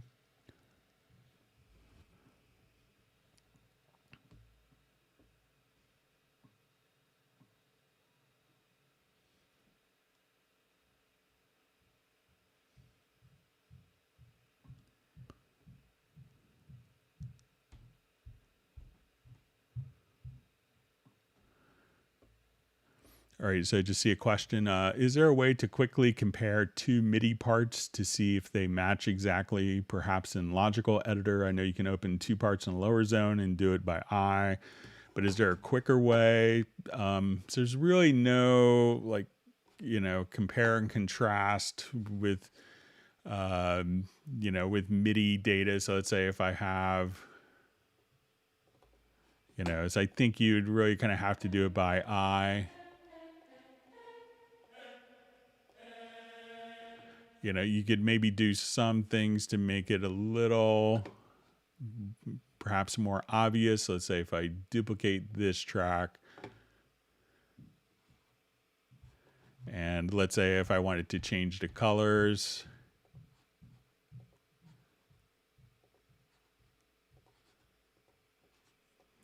and we look at it in the, select both parts and look at it in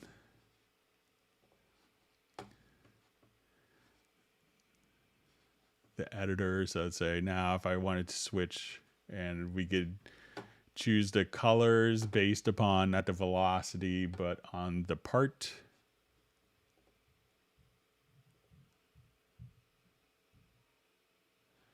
So that might be kind of an easy way. So let's say if I had copied this note,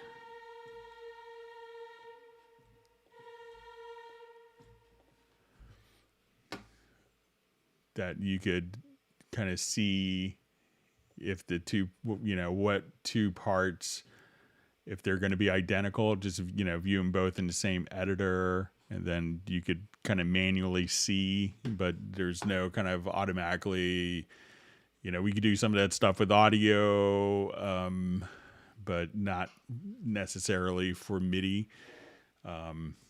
So you might just have to kind of eye it in a MIDI editor.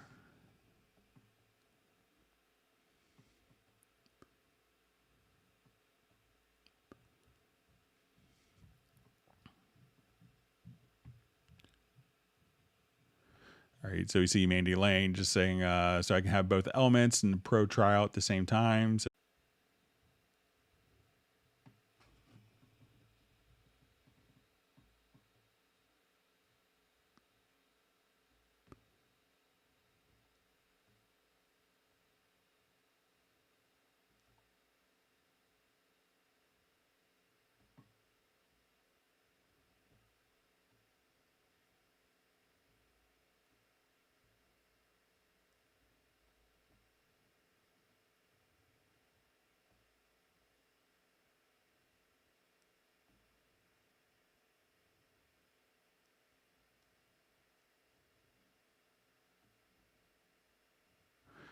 all right, so I just see, Greg, how do I do chord inversions? So I'm not sure if you wanted to do,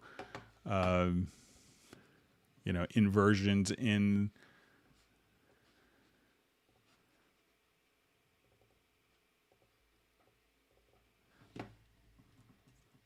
If you want to do it in the chord, let me just.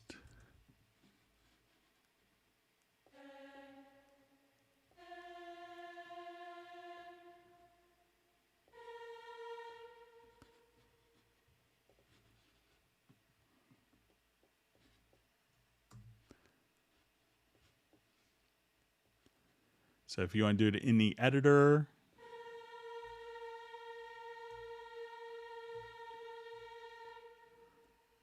sorry, let me just.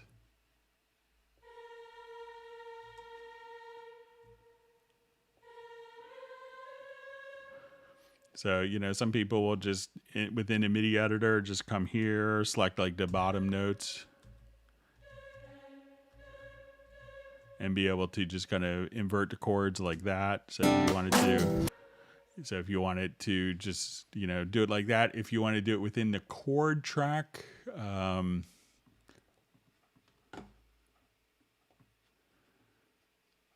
you could come over here and just say, okay, I wanted to do D within A in the bass. So at that point, you could just kind of do the chord inversions there. You could also do some stuff if you wanted to, within the logical editor. So let's say if I wanted to quantize, let's say if I move this.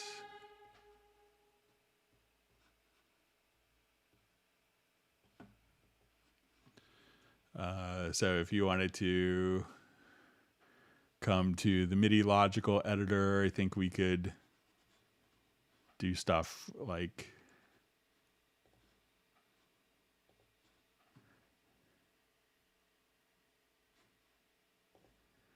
so let's transform and say the type is equal to note, and we want to do context variable is equal to lowest pitch, and I want it to take that value 1. Let's adjust value 1, and we're going to add 12. So if I did this right, I could just, invert chords like that. So I could say, okay, let's just. So that's another method. So a couple of different ways to do chord inversions.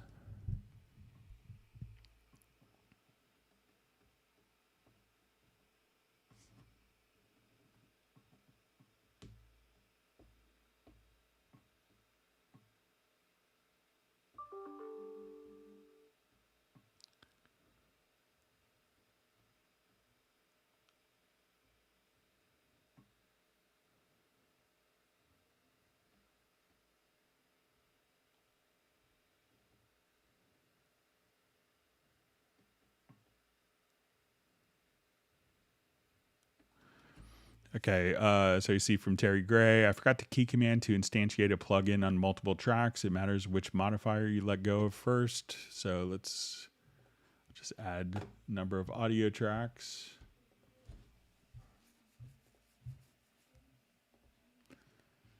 So I'll get to the mix console here. So let's say, okay, I have my mixer set. So I'm just going to hold down, or you could enable quick link or just hold down Alt Shift So once the tracks are selected, just hold down Alt or Shift and say, okay, now I just want that plugin, and that will instantiate it across all tracks like so.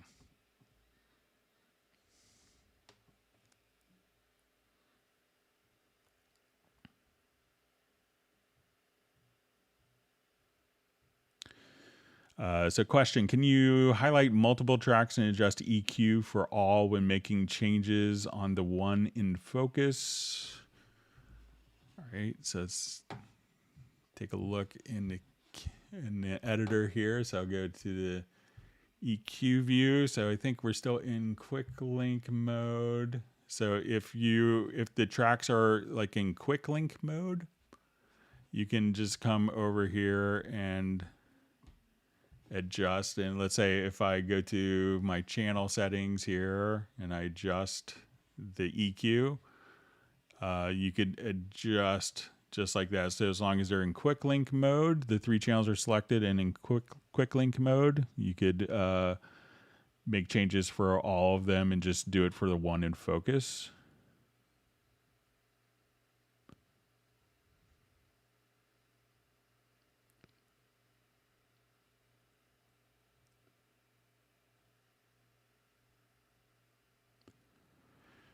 All right, so just see, and just for where I am in the chat, I'm at 56 minutes in, so I'm about 40 minutes behind, so I'll try to catch up. But hi, Greg. Question. When working with Groove Agent SE and Cubase 11, I can audition patterns on the media bay of Groove Agent, but I can't audition individual non-pattern samples. It plays without the sound help. So if you wanted to audition different sounds, I'll just add an instance of Groove Agent SE here. So and it could depend if you're doing a beat agent kit, where the sounds could be replaced, or if you're doing an acoustic agent kit, the sounds can't really be replaced. So let's say I'll just do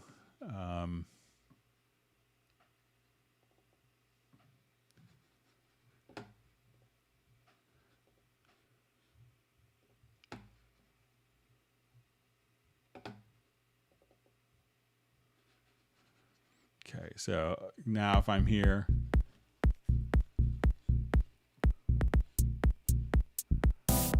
so if I wanted to replace like, different kick sounds to do this, so let's say I wanted to audition, I could just come over here, we could say instruments.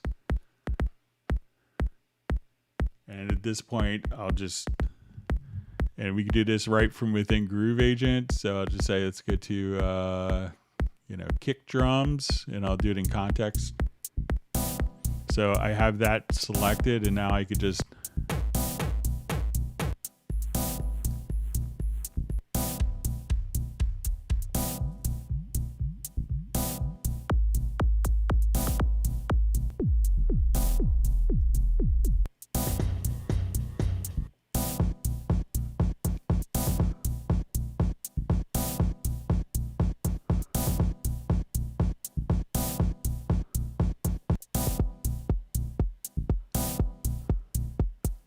So give that a shot and let me know if that method would work for you.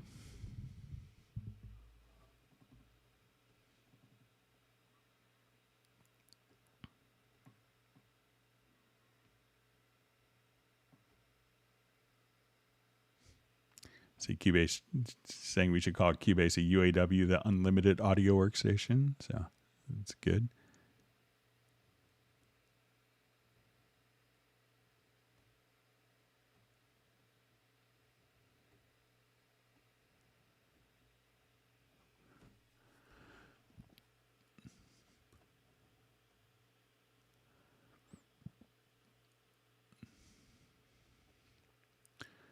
All right, so I just see from Korean Jesus, hey Greg, I have a question. I'm playing a loop and recording the output, which is being passed through Loop Mash. How would you go about recording multiple tracks to create a rough arrangement?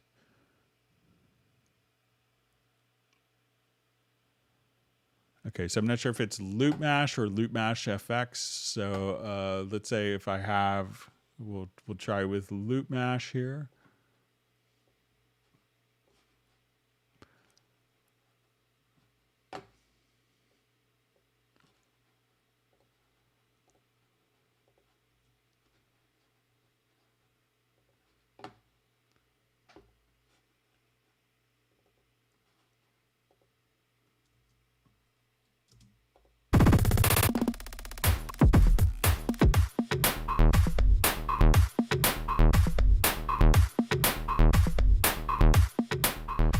Okay, so if I wanted to, we could set these to, you know, each of these could be set to different outputs.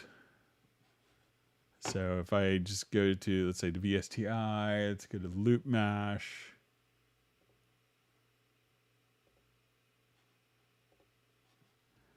All right, so now they do that, basically.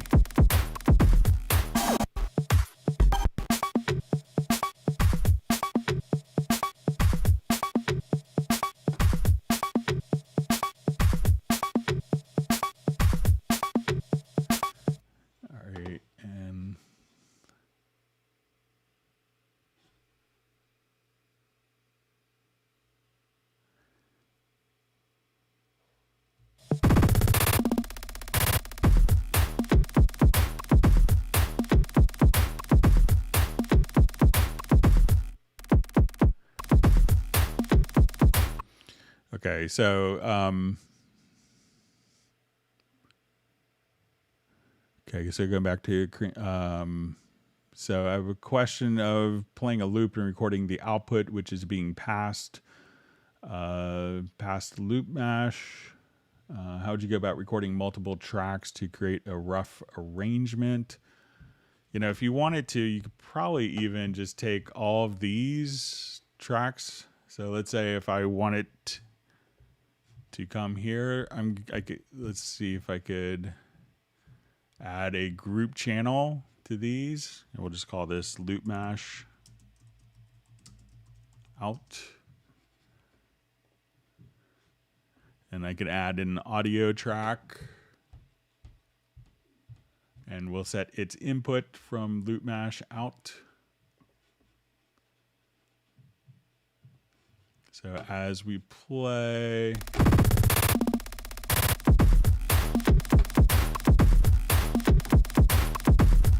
I could just record on that audio track.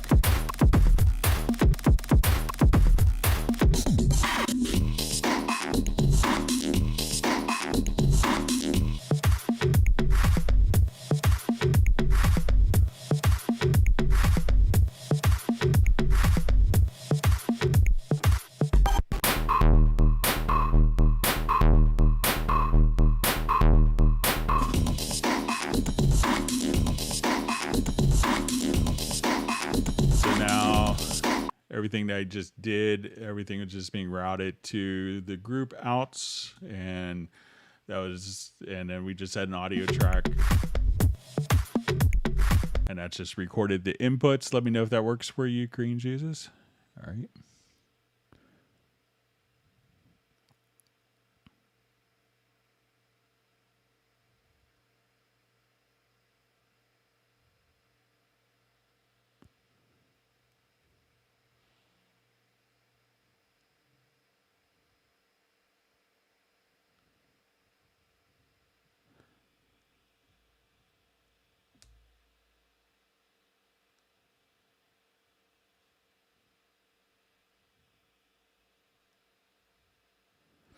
All right, so I just see, I think this is question regarding our vocal slice that we did earlier. So let's say if I go to my vocal chop here, and if we could take the vocal chop and let me just activate the project here quickly. Thanks for all the wonderful questions. So we'll go to our sampler control. So I don't think that we could actually take this particular slice into Groove Agent, but I guess you could. What you could do if you wanted to translate this to Groove Agent is just come right over here.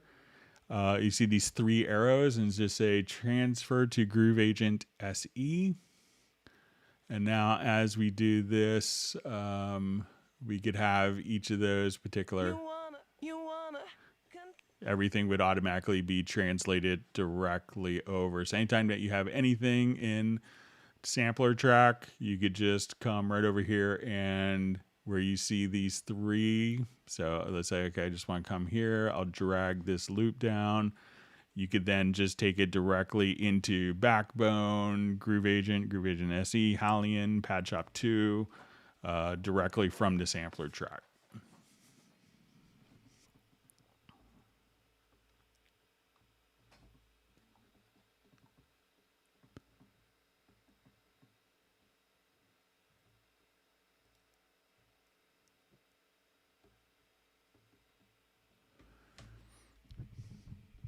All right, so we have a question from Kevin McKenzie. What's the best way to sync a drum track recorded on a Zoom L20R, then imported into Cubase 11? Need to export the stems back to the composer so it syncs with their track effortlessly.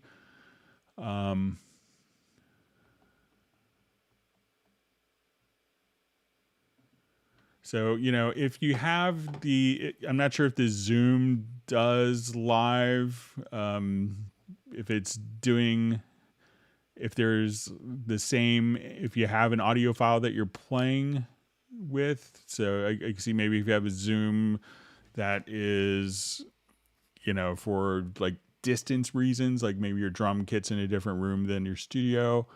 But anytime that you have audio files, if you have like a reference track from Cubase that you're playing along with, that should have the timestamp information. But anytime that you record audio, like anytime that you record audio into a DAW, it would give you a timestamp of exactly when that file is starting. So if the Zoom doesn't have any reference and you're just laying down tracks that are independent of whatever you're sending back to the composer, you may have to take that recording, the drum recording that you did in the one room and transfer it directly to your Cubase setup. If you have the drums, once you have them set up, there is... if you go to, once you find the timestamp, because that's probably the most critical thing is like where the timestamp is, because once audio has been recorded, let's say if I just record a particular file here,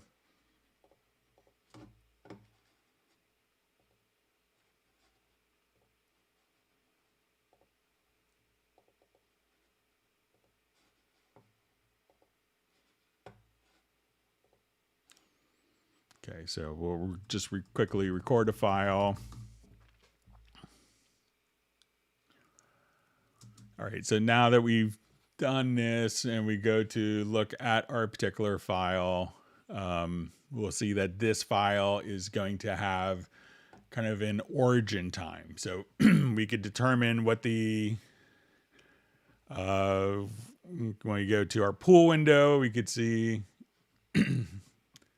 that we could have, like the file that we just recorded right here, and we could see the exact kind of timestamp in the origin time of that particular file. So once we have that origin time, you can just come over here and choose to edit, or you go to move to, and you say origin, and that would always go back to where that file was recorded.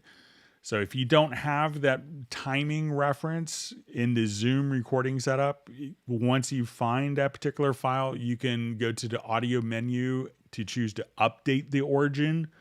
So a lot of times, many times like the little portable recorders may not have timestamps, and it's not a great tool for scenarios where you may have to pass on files to, composer who's dealing with that. But if you can put it back into your Cubase project and you could keep multiple files kind of all, linked together. So if you have something like this and you have multiple drum recordings, we could, take these files, hit Control G to group, and then, you can move all the files grouped together so that they'll stay, together. But, so as you're kind of, so when you export the stems, so you have to make sure that if you know what the time is, you could just move the files and go to the audio to the right time and just go to update origin, and then that could place the timestamps in the file so that the composer could put them in pretty easily.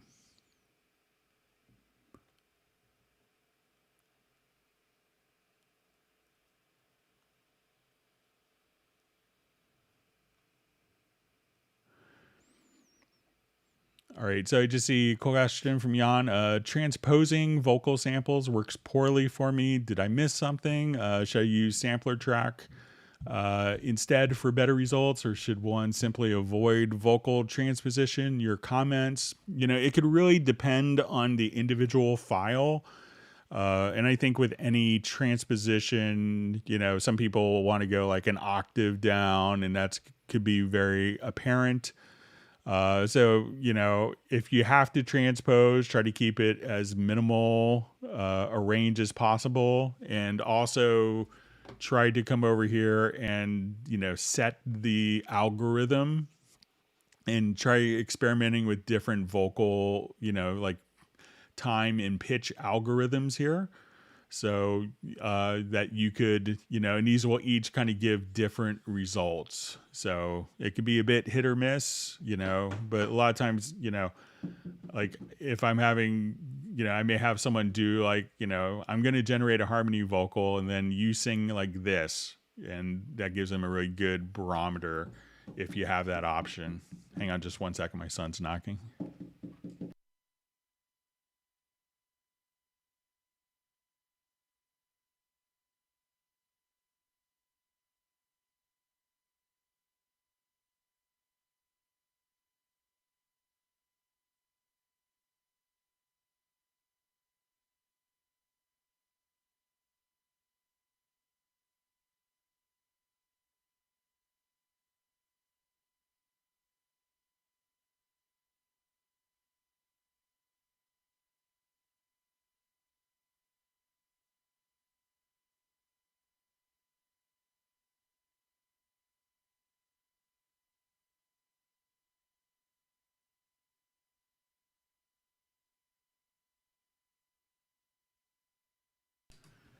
All right. My son wants to hang out while I do the live stream, and he promises he's going to be really quiet. So we'll see how he does.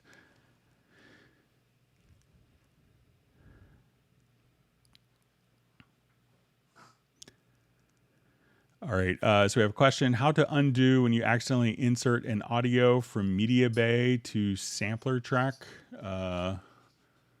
Alt Z. So let's say. All right. So let's say if I want to do this to create my sampler track. So I think if you wanted to come here, if you want to just come here and I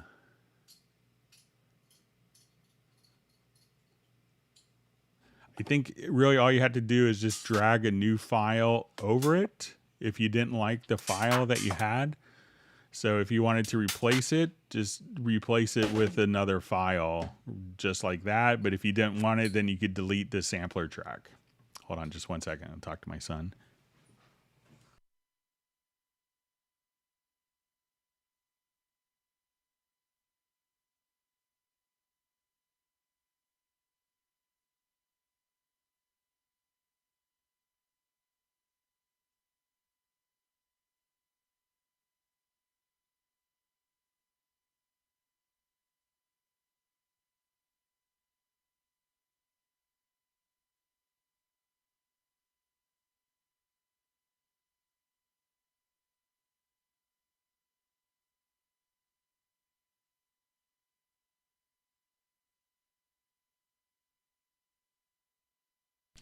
Sorry again for the interruption.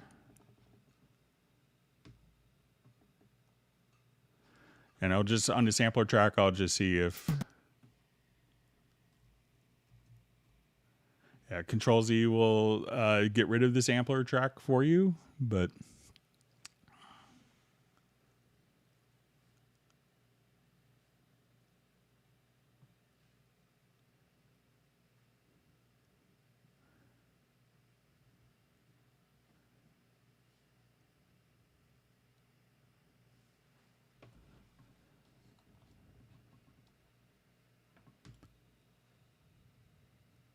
right, reading through some more questions and comments. Thanks for all the great questions.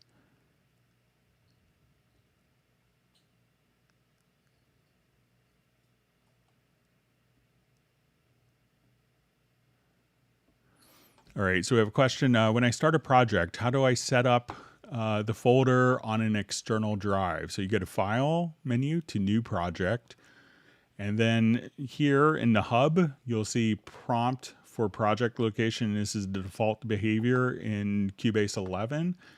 So I'll just choose to create empty.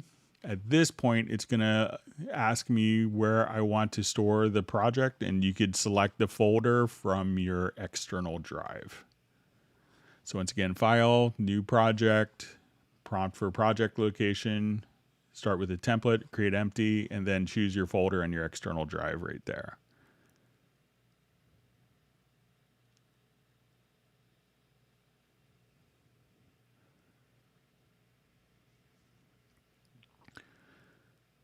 Okay, so I see a question. Hi, Greg. I have to go to start after stop off in the settings every time I have an event in a timeline selected. The cursor jumps back to the event. Are you aware of a way to change that? So if while you're playing an event, if it just immediately jumps to the beginning, it could be that the use video files play mode is on. So now when I stop, it goes back to the beginning of the event. So try going to your transport and try to uncheck use video files edit mode and see if that will get you to where you want to be.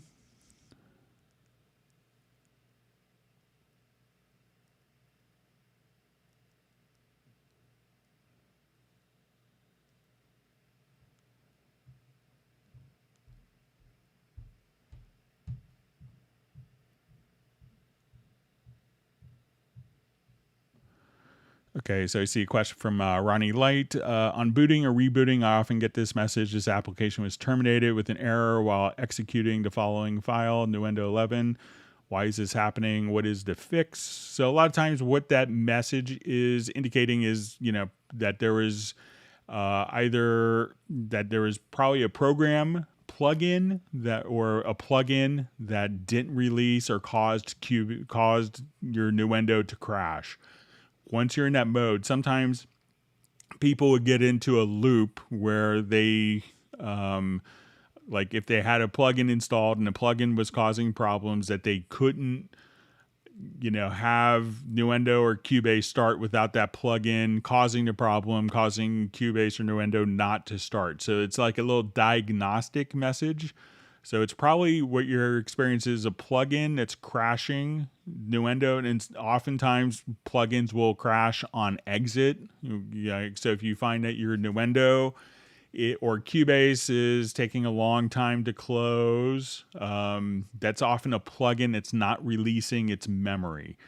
And that's causing Cubase or Nuendo to crash. So what that's allowing you to do is to start the program in a diagnostic mode, so that third-party plugins and your preferences can be disabled, so that and sometimes it'll tell you this plugin is causing a problem. And the idea is that you could remove that plugin from your list, remove that plugin and start Nuendo and be able to boot it without that plugin causing the program not to launch.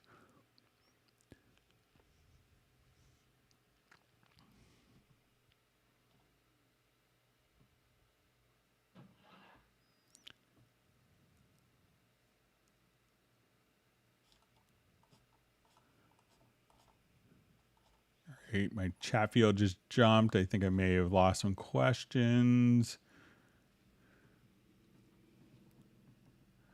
All right. So I think I may have lost some questions. I apologize for that.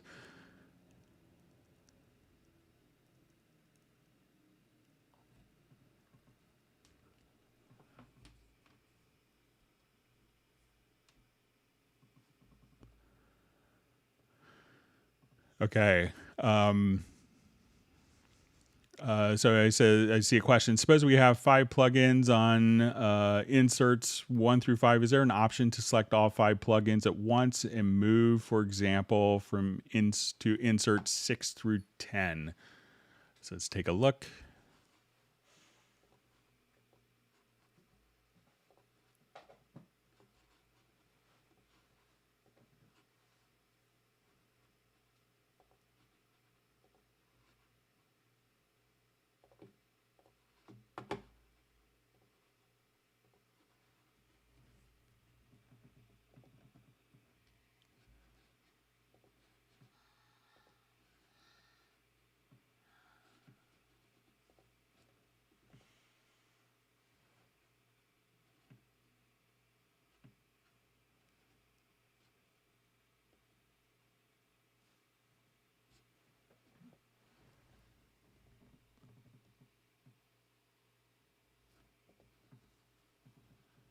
All right, let me just see if we can.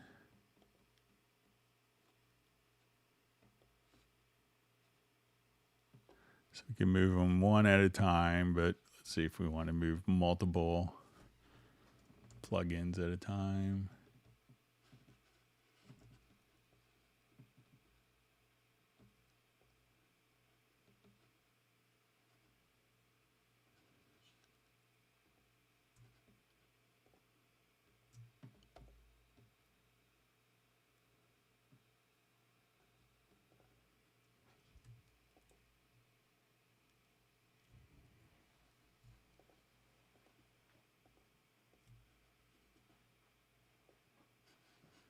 I'll just take a look on the lower zone mix console, see if there's.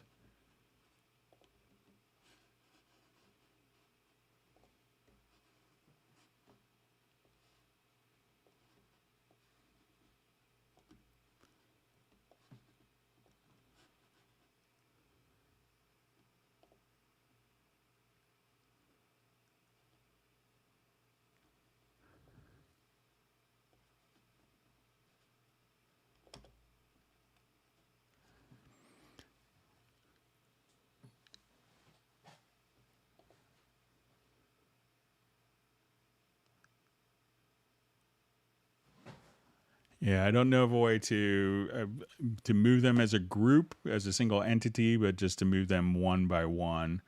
But I could play around with it a bit over the weekend.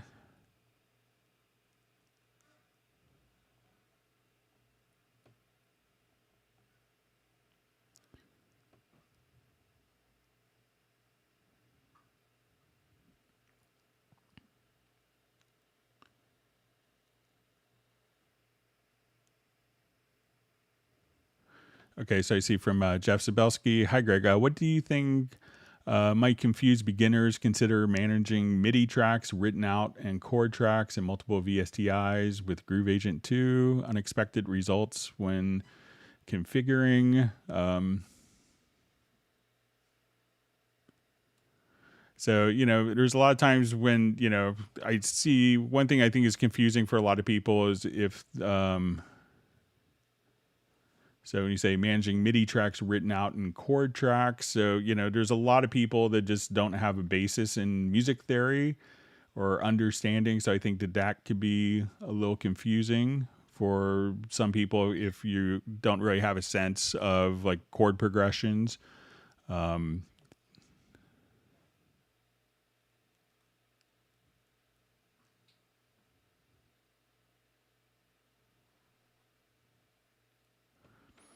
All right, so we just go through some more questions. Sorry, if I lost a bunch of questions. I'm starting at about 1 hour and 41 minutes into the live stream. So.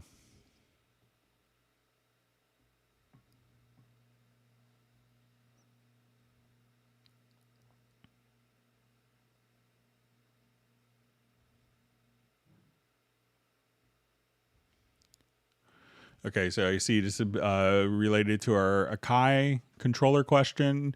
So would I set up a port for the B1 through 16 in the MIDI setup page? So you shouldn't have to set up anything if the controller is, if that port is communicating with the particular if that port is communicating with the operating system, it should be visible right there. Like I have an old school like Roland A80 controller, and that has 4 ports on it. And what it was designed for, if you're playing live and you had a bunch of, other keyboards that and tone modules that you're recording, is you could have multiple devices connected to it without having to have like a MIDI patch bay. So sometimes you'll have those settings set up. So, but it's really up to how the Akai is dealing with that. So.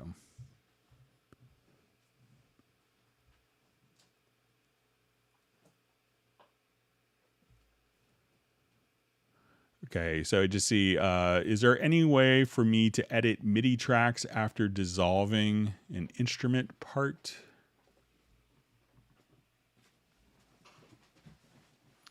All right, so let's take a look.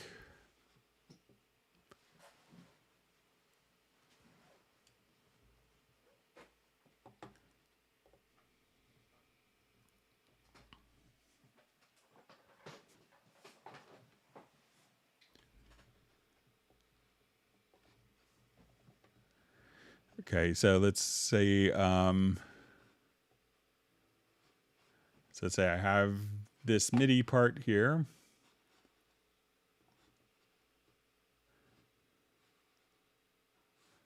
And I'm just going to choose to dissolve the part.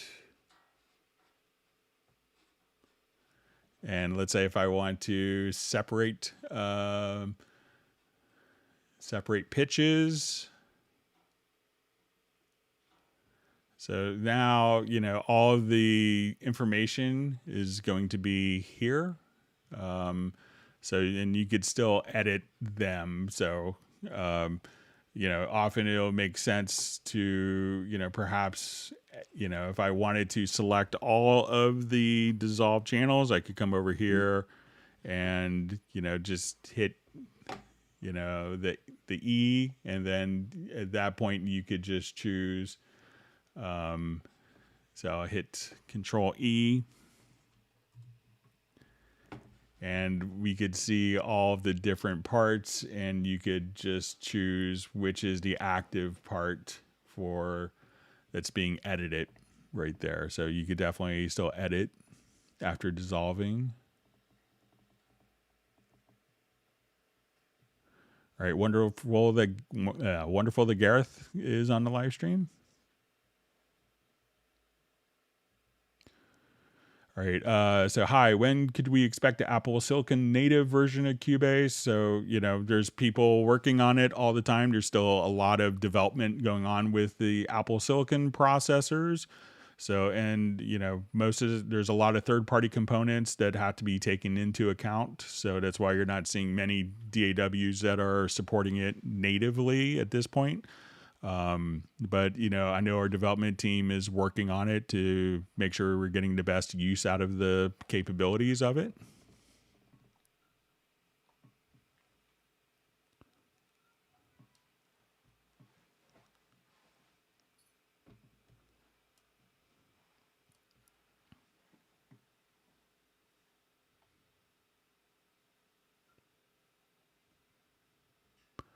All right, great to see Luca on the live stream. And see John Bowman saying hello, Steinberg.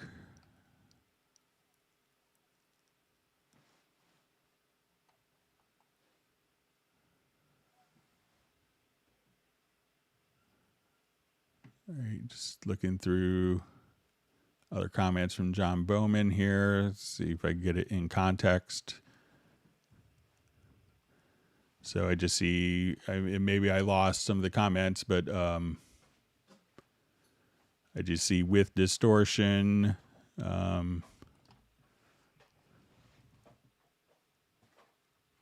Let me be blunt. So maybe if you, and hello Steinberg. So maybe I may not have seen all of your statement.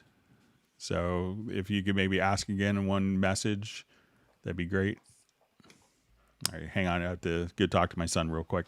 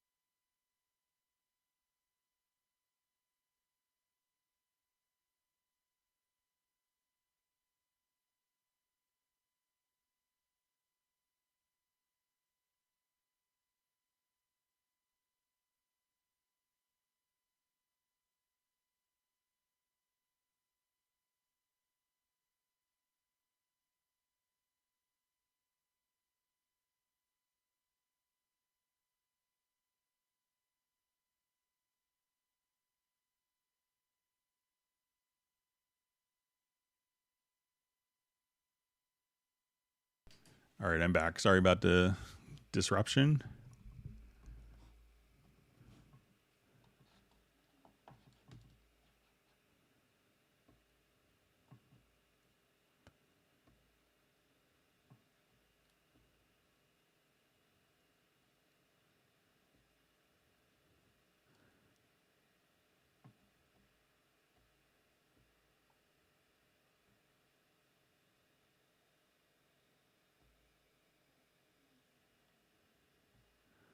All right, still reading through comments.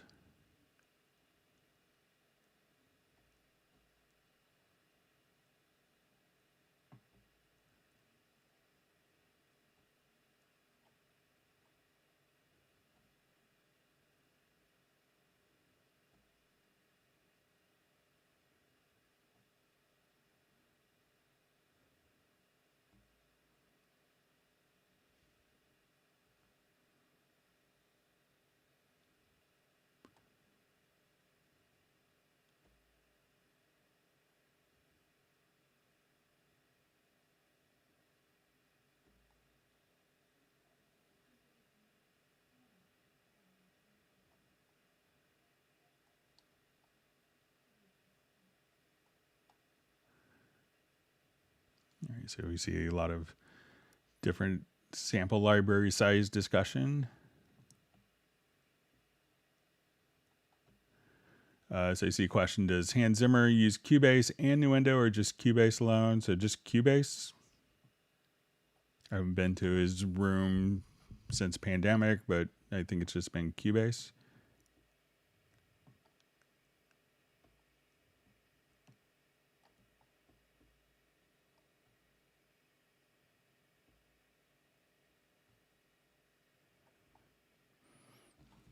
Okay, so I see question. After rendering an individual track, what's the best way to save memory but still be able to go back and tweak settings? All right, so let's say, if we have a track, so if I select a track here, and let's say I had all sorts of crazy effects on it, I go to edit, I go to render in place, I go to render settings. What I'm going to do is, and if I go to the source events, and let me just make sure I have no events selected. I just have the track selected.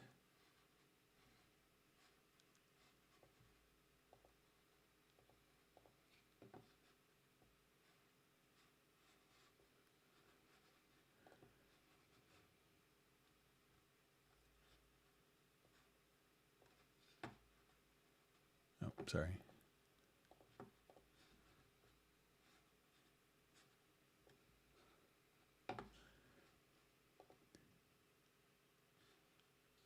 But at this point, you have the choice of when doing individual tracks. Let me just do another.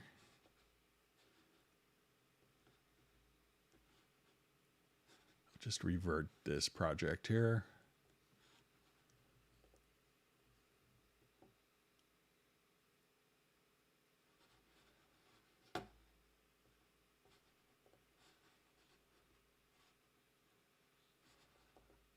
So no, I'm just going to select the track itself.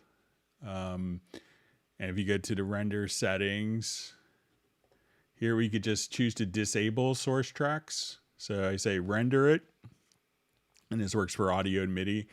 So now when we do this, this information is still here in the track, but it's not taking any CPU or memory.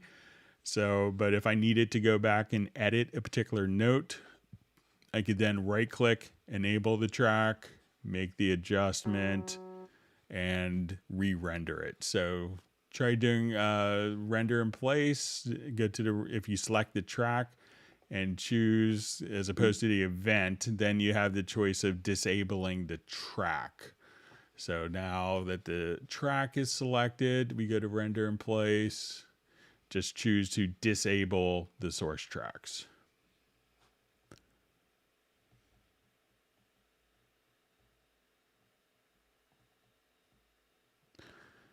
Okay, so we see, hope this is a new question. Does Cubase support exporting Dolby Atmos files for DistroKid and Apple Spatial Audio? Thanks. So Nuendo will currently allow you to do Dolby Atmos support. It's not in Cubase at this time. So, but it's there's a lot of variables. But you know, so you will. But Nuendo currently will allow you to work with Dolby Atmos and comes with the Dolby Atmos renderer.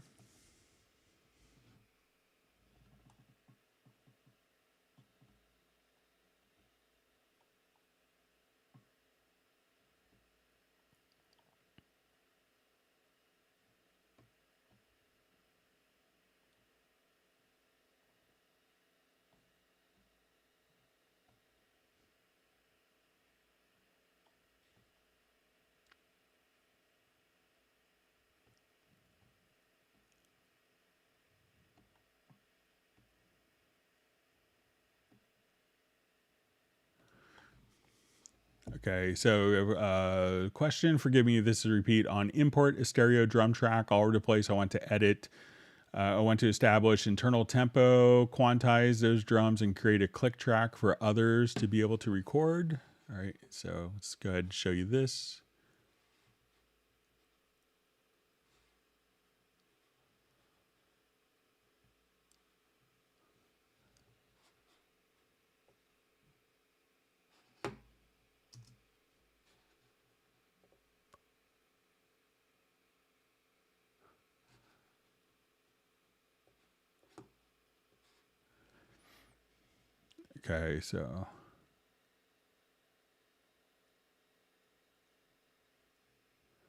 Okay, so let's say this won't be just drums, but it'll be a full mix. So not recorded to the click, but if I wanted to figure out what the tempo, I just have to select the track here, go to project and do a tempo detection. Then I could analyze, and there will be some settings like this will show up in kind of an offbeat.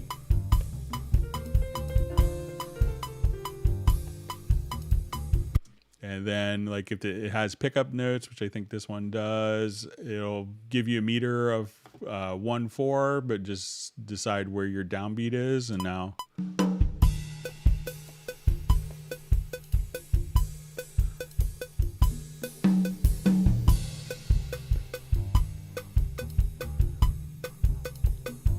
then you can, you know, make everything to the, so if you wanted to have everything follow the drums, or if you need to clean up the drums, what you could do is select kind of all your drum tracks, come over here to advanced and choose set definition from tempo, and you could either save it in the project or in the audio file itself.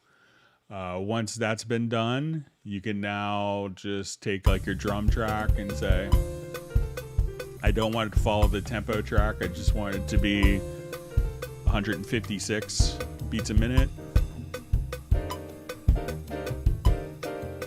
Or 168. 120. Or 360. So you could just kind of come right over here and just kind of type in new tempos, and this will automatically follow the tempos that you type in, like think of it like a tempo parasite, if you will.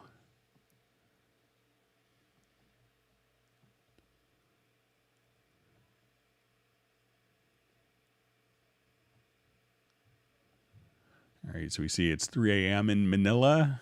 Thanks for joining us and staying up late or getting up really early.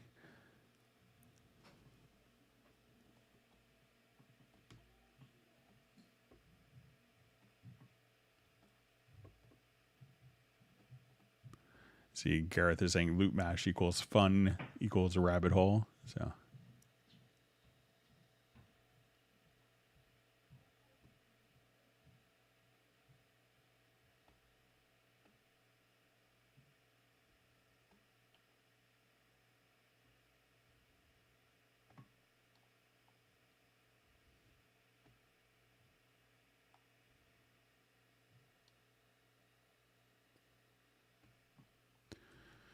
Okay, so we have a question. Hi, I have a question about Steinberg UR22. When I'm plugging my guitar without even opening Cubase, I can hear it. And when I'm opening Cubase, I can hear it twice. How can I fix it, please? So you're probably hearing a delay, and that's going to be the latency on your audio interface. So depending on if you have the UR22, so if you come here, if you have the original UR22, you probably have a little knob on the front that will allow you to kind of adjust like what you're monitoring, the input source versus the computer. So there's a knob that you could just simply go back and forth. Some of the later ones will have a direct monitoring button. So you want to just click on the direct monitoring button there, and then you won't have that delay. So that delay that you're hearing is the latency and the buffer size. So you could just adjust the latency down, which you could do in the studio setup, and go to the control panel. So under audio system, and you could adjust the latency down, and then, try doing the direct monitoring. If you have a UR22, I think the Mark II will have the direct monitoring, and that will get rid of the delay for you.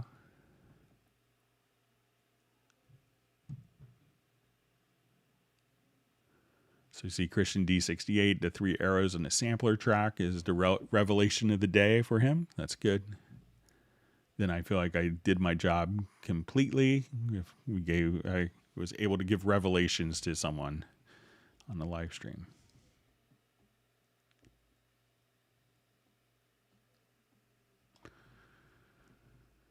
Okay, so we see a question from Marcos. With Cubase, it's possible to stretch the time of the track longer or slow or not. And stereo field plugins about enlarging stereo field, a lot of options for the pro version. So yeah, definitely, you could see that you could take any track here, just even from an editing perspective, I could change the sizing mode here to sizing applies time stretch. So if I say, I just want to take this and make that fit in, that will just speed up the track and make that track fit in or elongate it. If you want to, have different stereo expansion options about enlarging the stereo field, one of the great plugins that you have is going to be so let's say I'll just jump back to where we were, revert this quickly. But one of the great plugins is just the imager plugin. So it's actually a multi-band imager.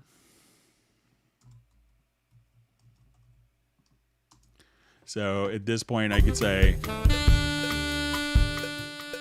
I just want you could solo individual frequency ranges and say, I want these to be wider. And maybe I want the low end here to be very narrow.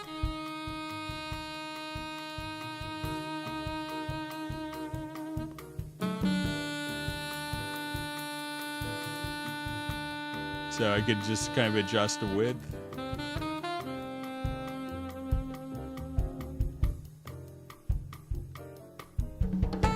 get a nice little metering display. So you could have a multi-band stereo imager, which is really handy and just something that makes a lot of sense to do.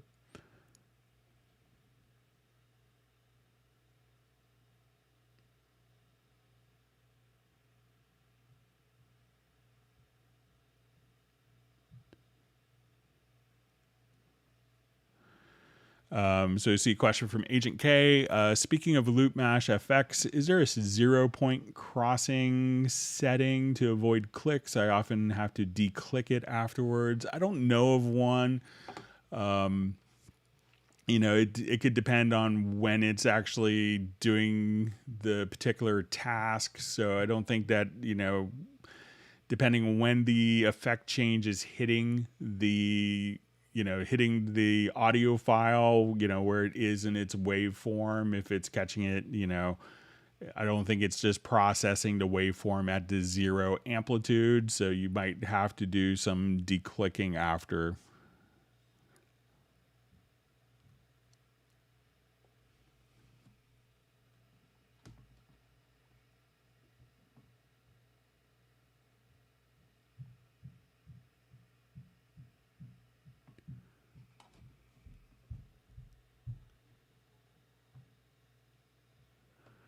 All right, so I'm just saying, I'm just talking about Cubase or Studio One. I'm divided, but S1 can enlarge parts of the recorded thing to be slower or faster. So I'm not sure if you just, if you wanted to, you could obviously just even do warping in the sampler editor. So if you just wanted to come here, just being able to do hit points and stuff, but you could just do time stretching directly in the main project window. But if you go to even, within the sample editor, you could have it automatically determine, and just say, okay, I want to create warp markers.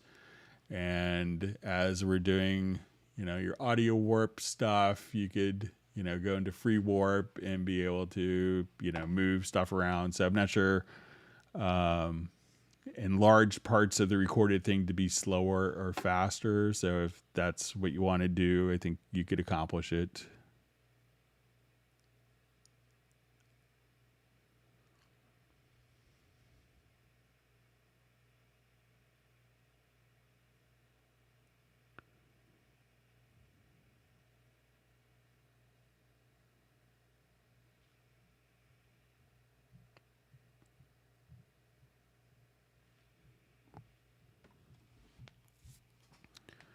All right, so you see Marcos Gomez, so, I think one of the great things also comparing Steinberg to other stuff is that we have these live streams twice a week, and we're glad that you've been able to join us and be a part of the community here.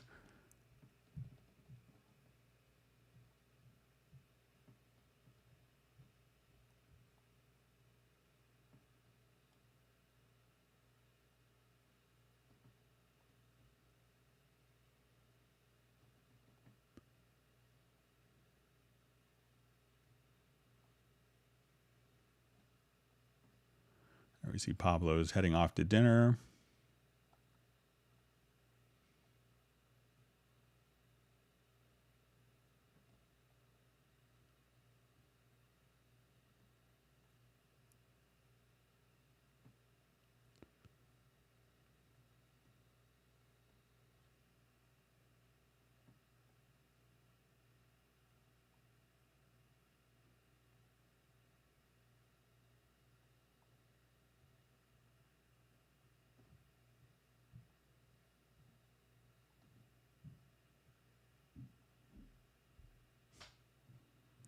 See Jazz Dude saying my son Ryan should get a welding set soon.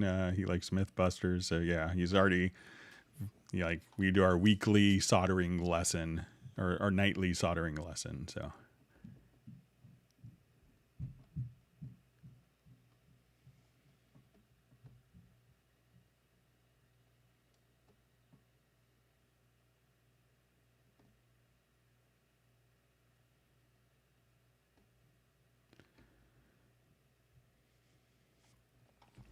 All right, so I see, how do I make phase adjustments in Cubase Pro 11? All right, so let's go ahead and take a look. It's from John Bowman. All right, so there's a couple different ways to do phase or polarity. So a couple different approaches. So every channel, when we come over here, so let me just select an audio channel. Every channel has a phase inversion directly here. So it's on just a part of the channel, so you don't have to do it as a plugin. If I wanted to flip the phase, so let's say I have two kick drums that are out of phase, and I wanted to flip the phase, at this point I could go to my audio to processes, and you'll see invert phase. So I could do that right there, and that would just, invert the phase of the audio file. Another method of doing this is directly from the info line. So if I just wanted to, we see invert phase directly on the info line, and I believe you could do it from the audio menu as well, invert phase on off. So those are a couple of different approaches to work with that.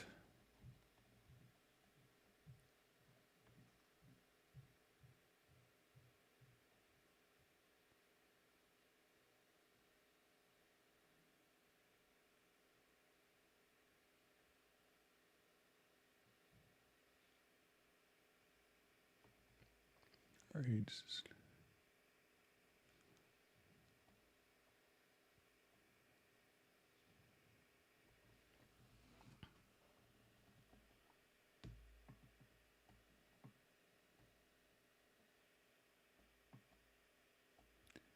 All right, thanks for all the great discussion.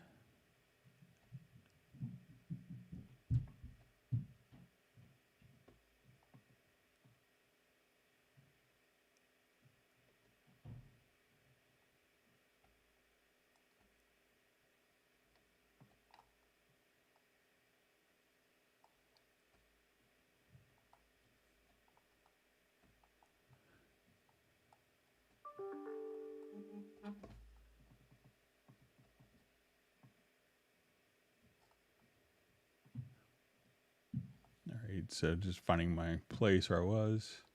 Okay, so I think I'm...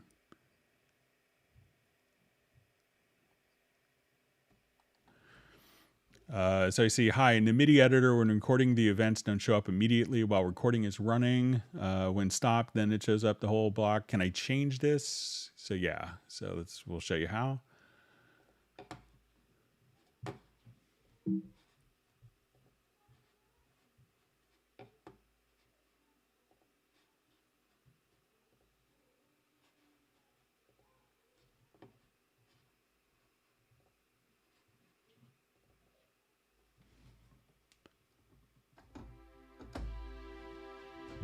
Okay, so let's say I wanted to just do recording and I'm in the editor.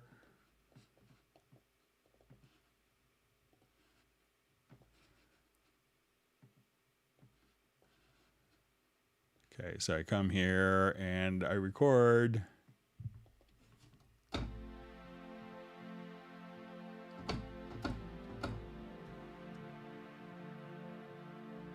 All right, so I don't see any of the notes, and then when I stop, at that point you could see kind of, within the editor. So what you need to do if you want it for that to kind of work is just click on this little edit, record in editor icon, and then as you record in,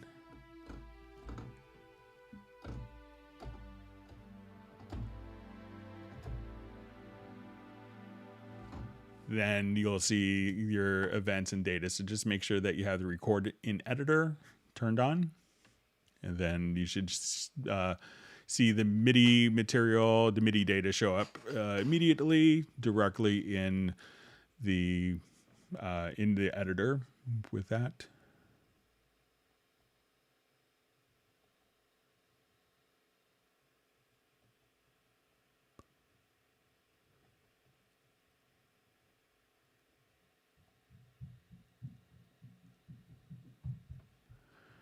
All right. So just see from Dan Freeman, I emailed some questions a couple days ago. Do you normally intermix email and chat questions, or perhaps wait till the end for email questions? We usually do them towards the end, but if you hear this, feel free to kind of ask them during the live stream as well. So.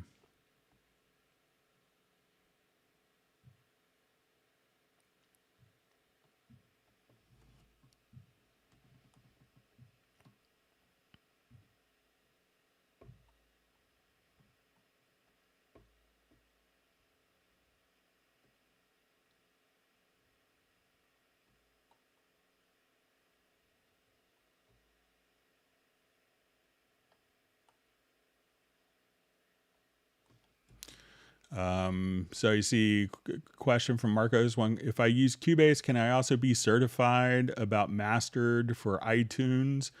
So yeah, I mean, running Cubase doesn't really have much, I don't think it'll affect anything about mastered for iTunes. So.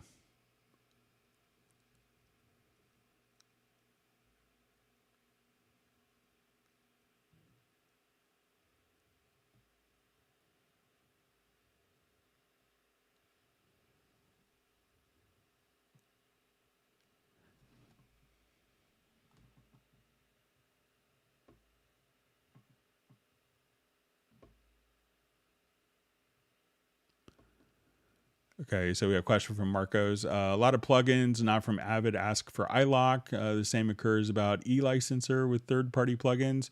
So, Steinberg hasn't spent a lot of energy, utilizing eLicenser as a third-party solution, but, you could use iLock plugins. You could use eLicenser. There are third-party solutions that use eLicenser as well.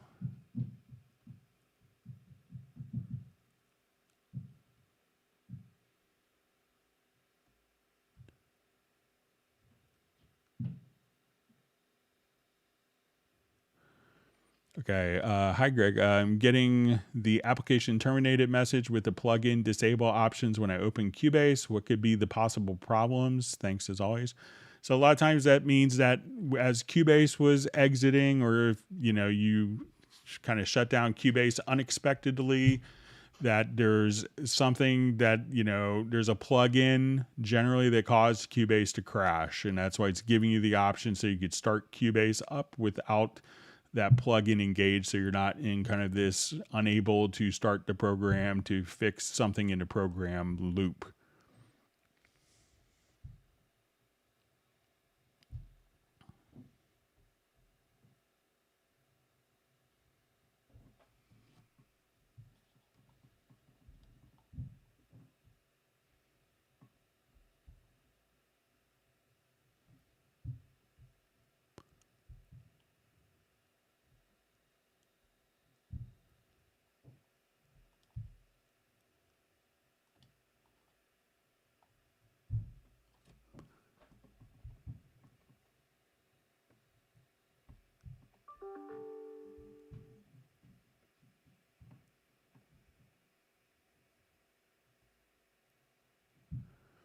All right, so we see question MIDI chord pads with analog drum track.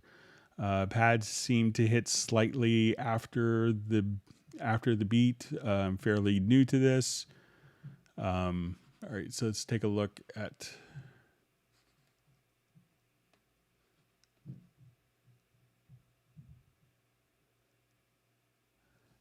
Thought I had a project. Yeah, here we go.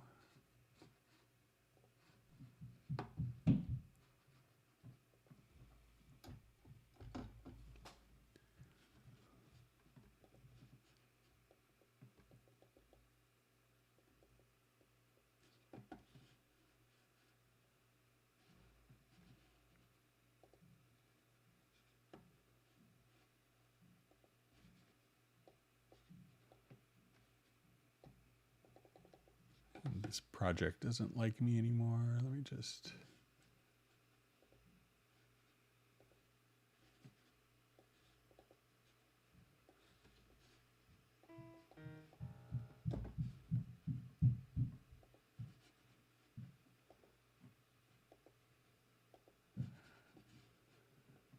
All All right. So I think what you might be running into, when you trigger chord pads, they could actually be just triggering from. Let's just try a new project here quickly.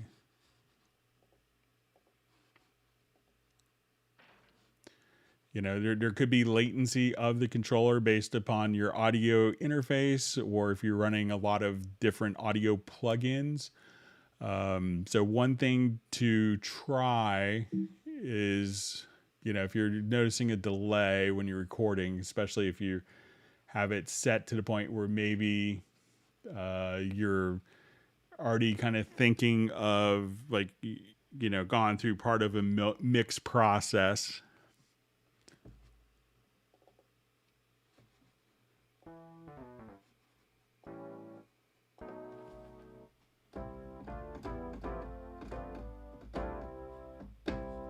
All right, so say if I have this, so if you notice that it's maybe delayed, try turning this on, which is a little button for constraint delay compensation.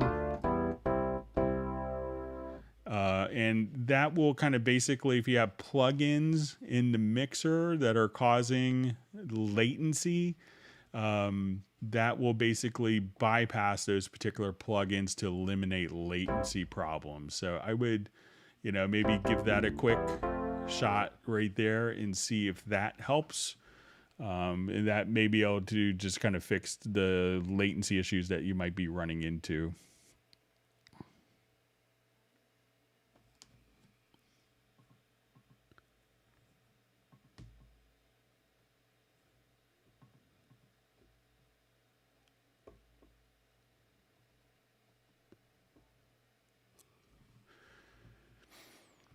All right, so just see how to do phase alignment in Cubase 11.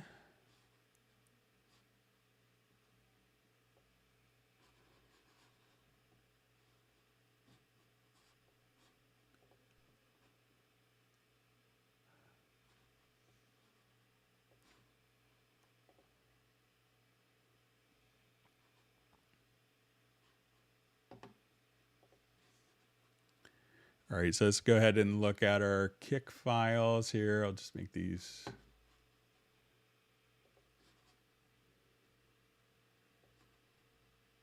Really big, just kind of show. So, to determine a quick way to see if you're in or out of phase, is, a great tool, is just to kind of come right over here and, just look at the waveforms themselves. So like here we can see that, our two kick drums are, pretty much in phase here with the two microphones. So if I wanted to flip the phase, I could select this one particular track. And then you could see that if I invert the phase, that these two tracks, and if we play these two together, that they will, sound weaker together. And let's say, so that's with the phase. So we'll just wait for tracks to come in. So if I take the phase of the sub kick mic and flip it, you hear the frequencies are canceling out.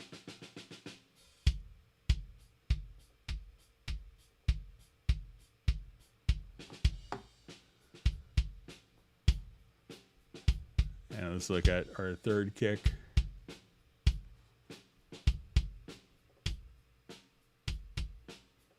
So that's how you could just kind of do phase directly there. And again, it's on the channel strip. If you're in the full mix console, if you go to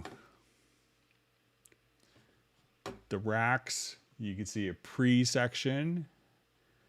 And right there, you could also just kind of flip the phase there. So, a lot of people will also, if it's in between, you could just come right over here and just slip the audio waveform. just change kind of the start time. So a lot of people do that as well. So a couple different ways to fix phase issues.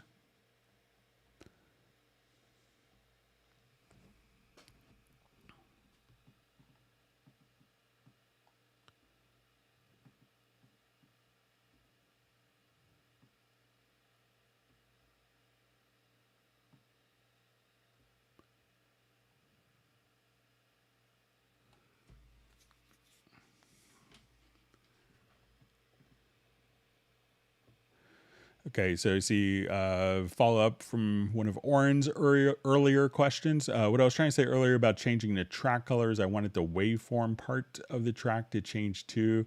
After I make a duplicate track, waveform color is not changing. Okay, so I'll just do a new project.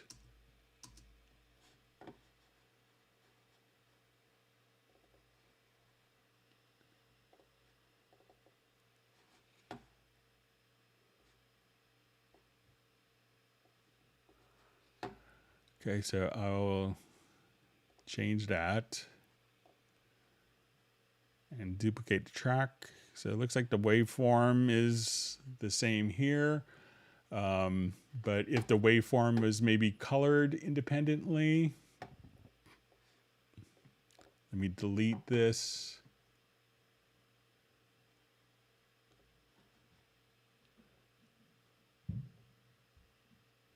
So even if the waveform is independent of the track, it still maintained it when duplicating the track.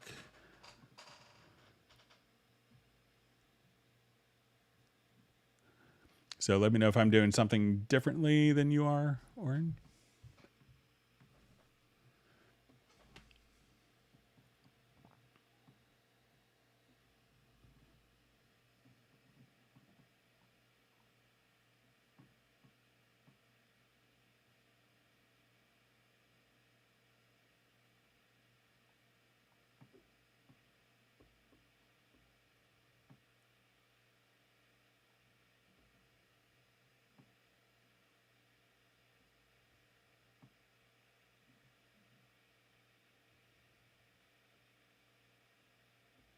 All right, so I see that Gareth got the bass line I'd sent him earlier, so that was a lot of fun to play on. I like that song.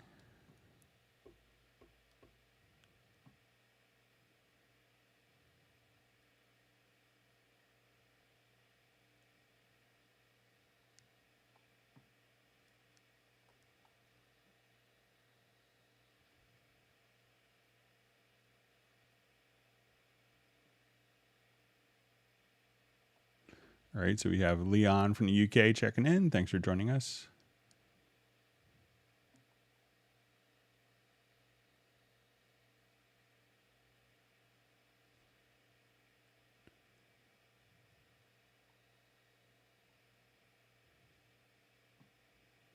See that Marcos likes the multi-band imager.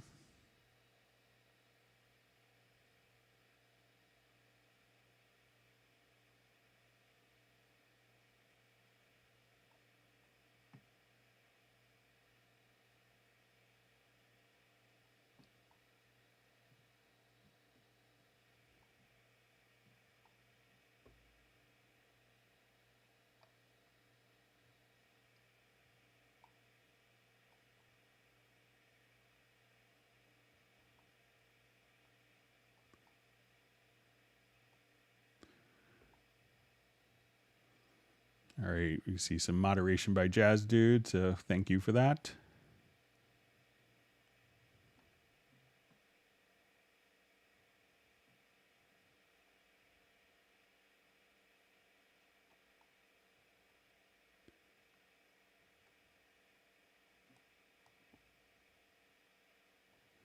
All right, still reading through comments.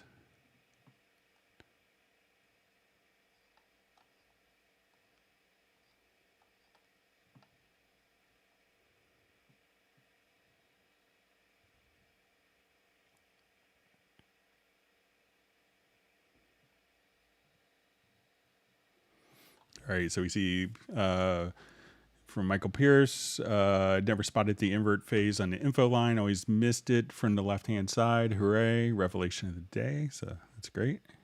It's a handy place for it.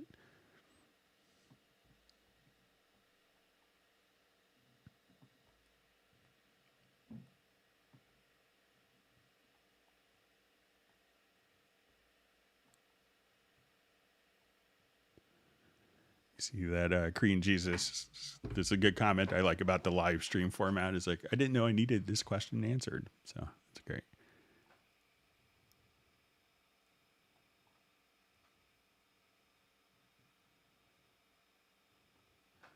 All right. And recording in a MIDI editor is a revelation for John Costigan.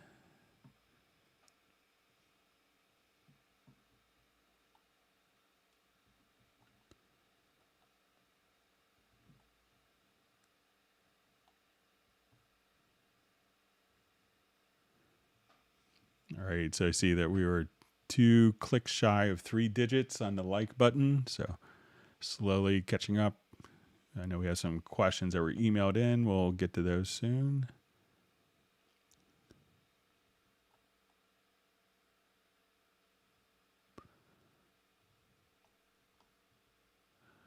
All right, so we have a question, how you save projects as MP3. So really all you have to do is if you have your project, so the project's not going to be saved as an MP3, but it could be exported as an MP3 through the audio mixdown process. So we could just come right over here, do an export audio mixdown, and then we see the file type here instead of WAV, which may show up by default. You want to just choose MP3. Then give it a name, tell it where you want to save to, and click on export audio. So again, file, export audio mixdown. You could choose single and then just come right over there, file type MP3, sample rate, bit depth, either bit rate, name, location, and click on export.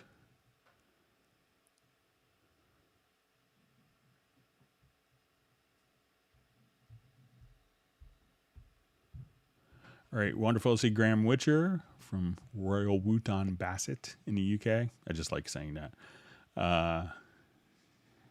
Glad you could join us on a Friday night. All right, we see according to Michael Teams that Gareth is famous, so that's good.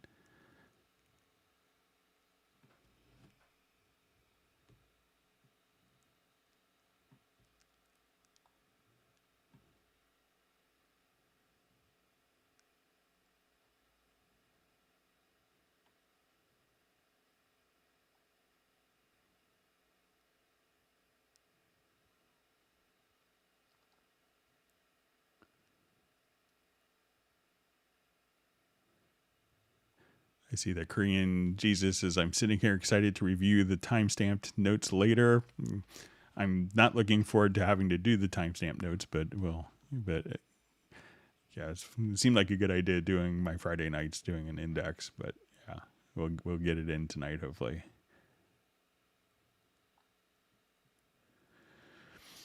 All right, so a question from Nicholas. Is it possible to EQ sides and mid in Cubase using built-in tools? So yeah, if you come over here, let's go to, there's a plugin, an EQ plugin called Frequency. And Frequency will allow us to come right over here. We could adjust frequency, and then when it's on the stereo track, we could choose for it to do left, right, or mid side for each band. So now I could EQ just the middle part of the panning spectrum, or if I wanted to cut the lows out of the sides, and those could have different Q factors as well. So you could do, and then if you wanted to, that could be linear phase, or this could be set to dynamic mode as well.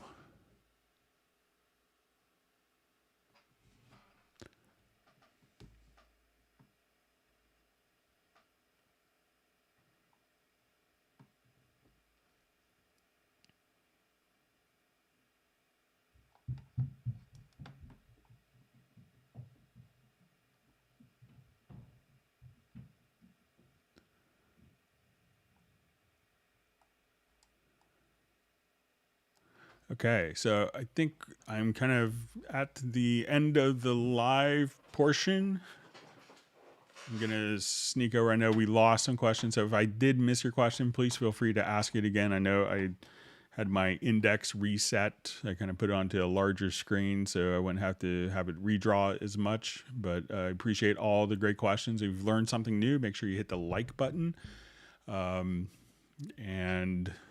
we'll go ahead and switch over to some of the questions mailed in. We had a number of different questions mailed.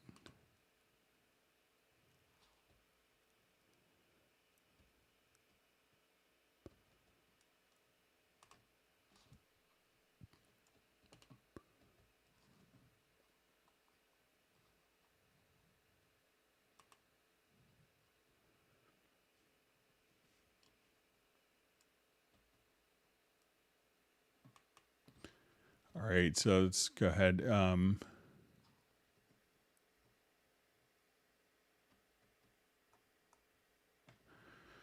Okay.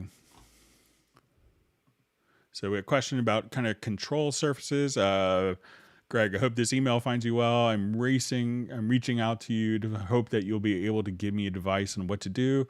I did purchase a MIDI controller, so it would work okay, but now every time I press a transport button or just touch the fader, they trigger a musical note on my VST instrument. I had back and forth emails with the icon, but they seem to know nothing what the solution is. Perhaps I could fix this setting something up in Cubase. At the moment, compatibility mode, Mackie control device. Thanks for your help. Okay, so many control surfaces actually will just, when you hit start, stop, rewind, it's basically a MIDI note message. So that's the communication protocol.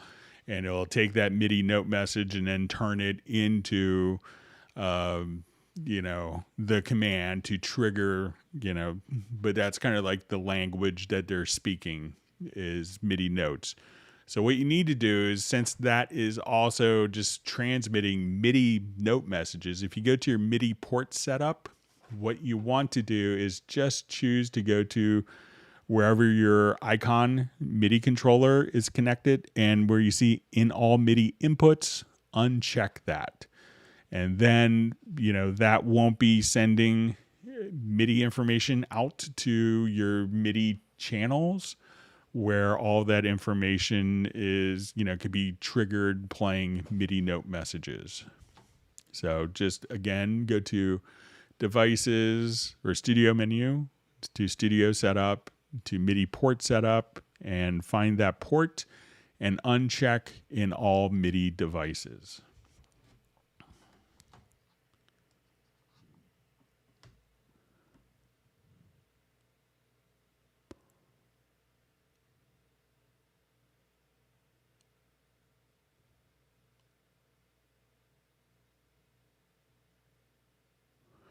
Okay, I kind of got this sent to me in German language, and I did a Google Translate, so I'm not sure if this is accurate. I'm sorry, I don't really read German, despite working for a German company for 29 years. All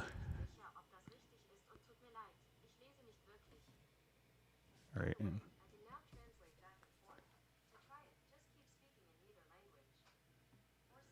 All right, and now my phone's trying to translate for me. All right, so hang on a second. Turn the volume down. All right, so the question is, I had a project for a customer where Searfell ad libs were in there that the customer wanted to have different panning left and right. And there are about 20 ad libs left and right with parallel compression. I somehow had to make 20 send tracks with 20 compressors in it, and that was panning on the left and right, that the parallel compression was on the same panning. How do I set it up so I can run C panning directions in parallel with parallel compressor?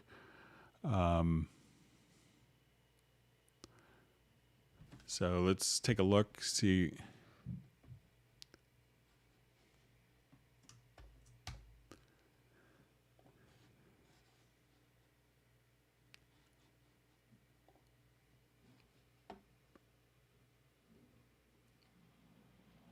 All right, so I'm gonna just find, let's say there just says some vocal ad libs.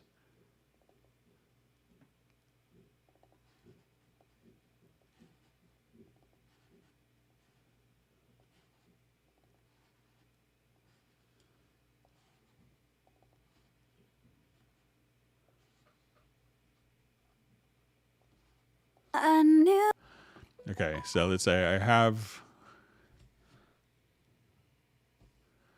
all these different ad libs, and let's say I have parallel compression on it.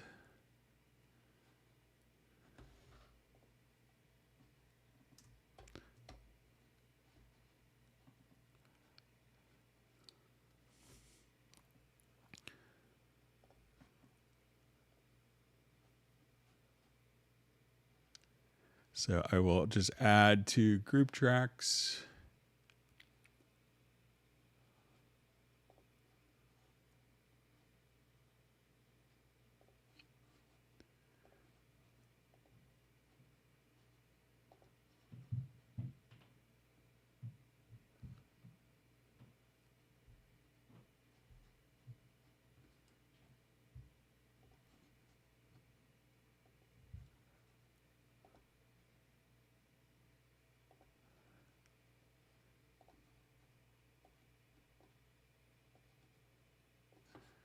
Okay, so now I want to send this to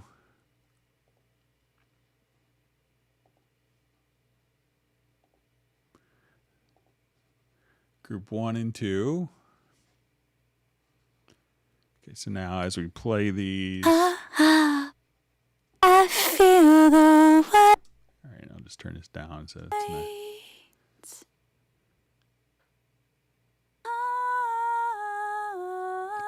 All right, so about having different panning. All right, so I guess they want to do, there are about 20 ad libs left and right with parallel compression, and somehow I had to make 20 send tracks with compressors in it, where the panning was from left to right and the parallel compression was on the same panning. So, you know, I would just, if you had, so I'm not sure if it was originally on 20 tracks or you just had all of these tracks, you know, maybe consolidated all the ad libs onto a single track. That's probably how I would do it. And this way, if I just wanted to do, you know, pan automation, so let's say I'll just come right over here, and as we're doing pan, I feel the weight.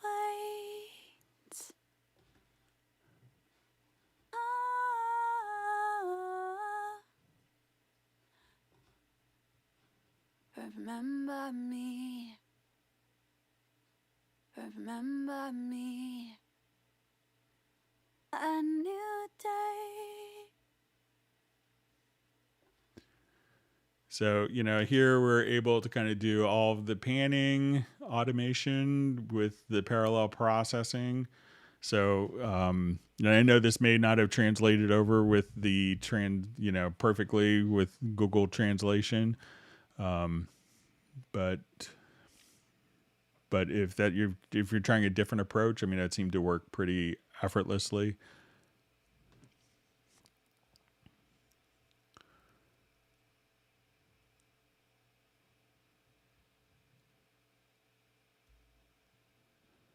Okay. And then another question, just when you're doing the real-time export, the question was, you know, when we do our export audio mix down, that in previous versions of Cubase that there was a monitoring volume knob so that people could adjust the monitoring volume. But it's basically just a control room. So if you want to do the real-time export, you could adjust the control room volume, you know, previous to doing this. So it doesn't necessarily do it,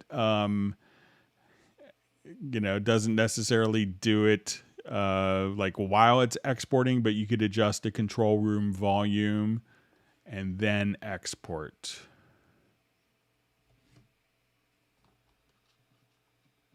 So, Okay, so we had a question. Hello, Greg. This is Alexander. Thanks for your answers in the last stream about the chord track. Strange situation. When I put example MIDI of various chords in Steinberg media, and when I follow this part of the via the chord track with my harmony and chord track, it sounds a little varied. Why? And also, can you explain the differences between when MIDI follow chords or when follow chords and scale?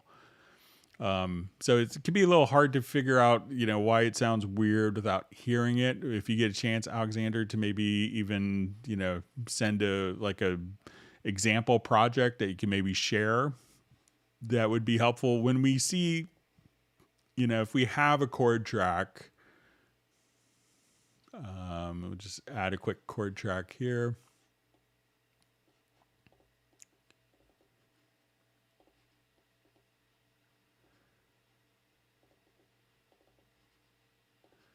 All right, so now when we have kind of a chord track, we have, different options for tracks to follow chords. So, this is determined that I'm in a key of D major between these scales, so that makes sense. And we can see this, or, we can see that there are scale indicated right here. So let's say, okay, we're going to be G major, and I wanted this, let's say E minor. Okay, so we could determine kind of our actual, key here. So if you wanted to be able to adjust that. So when we make adjustments, we see that we could have it where the adjustments will only follow the chords in the scale.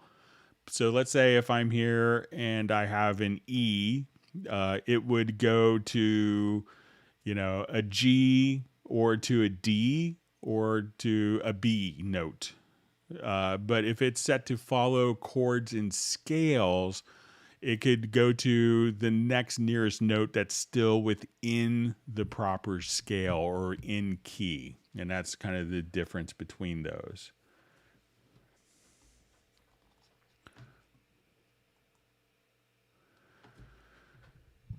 All right. I see. I use a TD50KV with Superior Drummer 3 to record my drums. This is Roland's top model with extra sensors and a hat, snare, and ride cymbal. When hitting the hats, it uses CC4 foot to give realistic responses. Okay. This CC creates the groove and excitement. Okay. So it's just okay. So it gives this CC creates the groove and excitement. I found that I can quantize the notes and I can quantize each data point of CC4, but I wouldn't want to do that. I need to keep the human patterns created from my actual hits. Below is an example of a basic beat with halftime groove, and you can see that the data point hi-hats are hit. I'm wondering if the CC4 data point of the initial hi-hat hit could be quantized and have the following CC4 points also move to keep their somewhat V shape. Here's an example.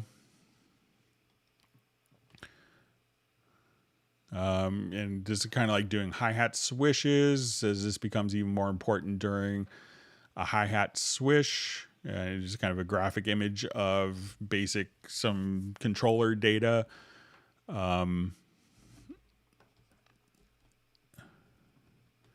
So, unfortunately, the CCs, they're not like individual notes, and they're going to kind of be treated a little differently. So, they don't necessarily quantize, so you may have to just kind of edit those.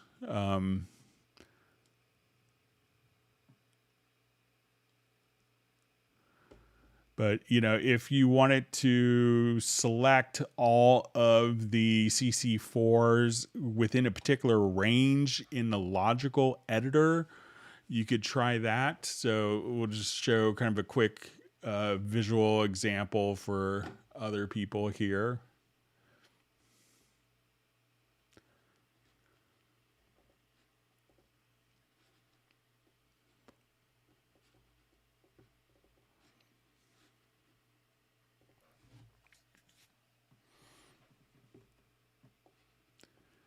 Okay, so let's just say this is... So I think it's...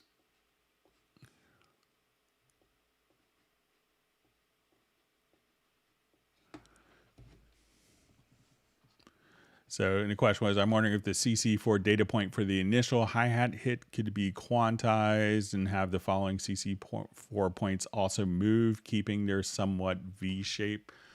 You know, and it's kind of, so let's say if we do, if the initial value is consistent when you hit the controller, so let's say this is 97, and let's say, like when I do this, it's going to transmit the same message every single time. So let's say,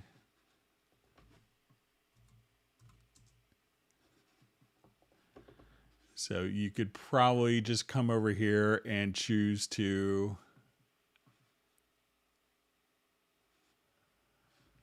do a MIDI logical editor.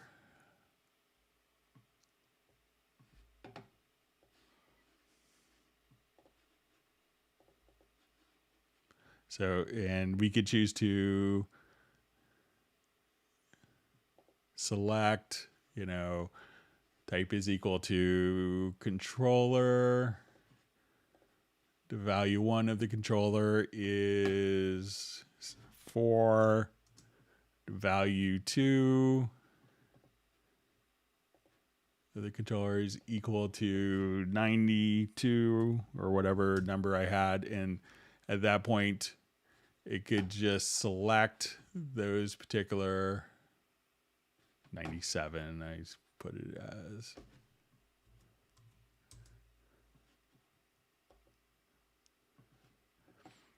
So, but, you know, but generally most, you know, CC editing is kind of going to be, you know, kind of set up more for, you know, at that point you could just adjust those particular points. Once they are selected, you could move those points just from the info line as well. So give that a try. Let us know. All right. So I just see, hello, I recently had my computer serviced and now received the following notice. Your system fingerprint is not valid anymore. The system hardware configuration has been changed. Softie licenser and stored licenses have been disabled. Hardware licenses are not affected. I'm operating on Windows 10 PC, Cubase Pro 11. How can I correct this issue? Thank you. So probably someone may have reinstalled or done an operating system update. So probably if you just simply reinstall the latest e-licenser program, that'll probably take care of it for you. So sometimes when Windows gets updated, it can cause little issues like that. And when you take your computer in for service, at least where I go, they always, you know, oh, I'll get you the latest update. You know, it's like, no, I don't want that. All right. So you see a question. Is there a way to coalesce only the VCA fader of a group back to 0 once the level of the tracks in that group is set? So let me just set up an example here quickly with some drums.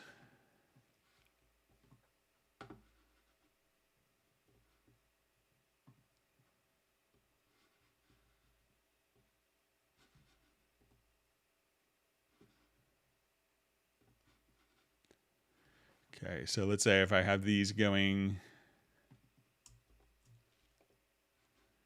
to a group track.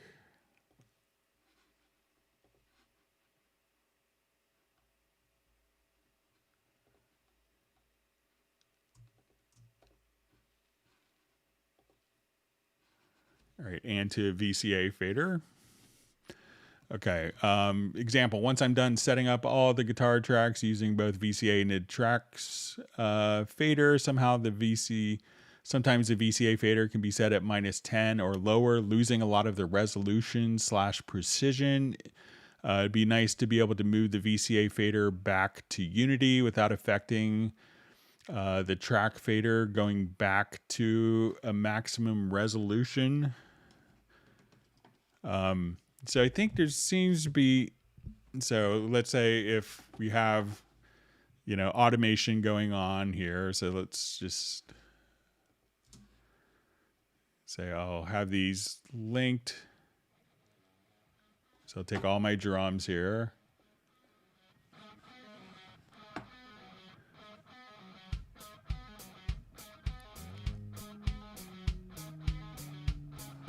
All right, so when I come here,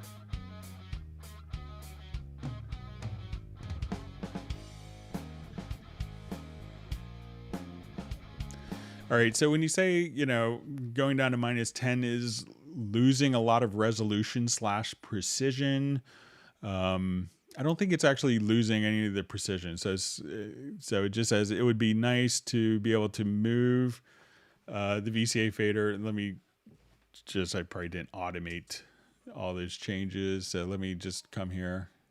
I'll just do some quick automation of all my drums.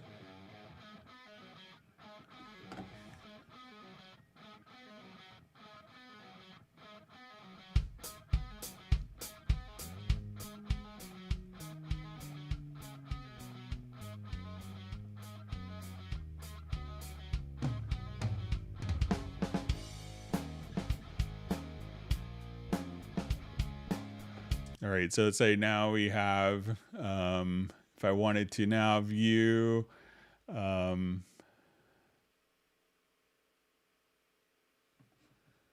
right, so if we look at like one of the automation tracks here, oh, I didn't automate the VCA, sorry. Let me just,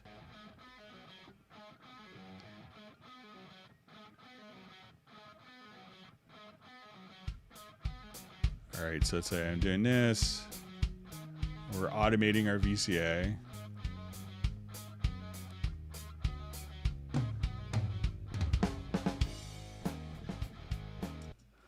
All right, so now when we could see kind of the underlying automation here. So so once I'm done setting all the guitar tracks, or we'll say our drum tracks in our example, using both the VCA and the tracks fader, sometimes the VCA fader can be at -10 or lower, losing a lot of resolution / precision. So I don't think you actually lose resolution.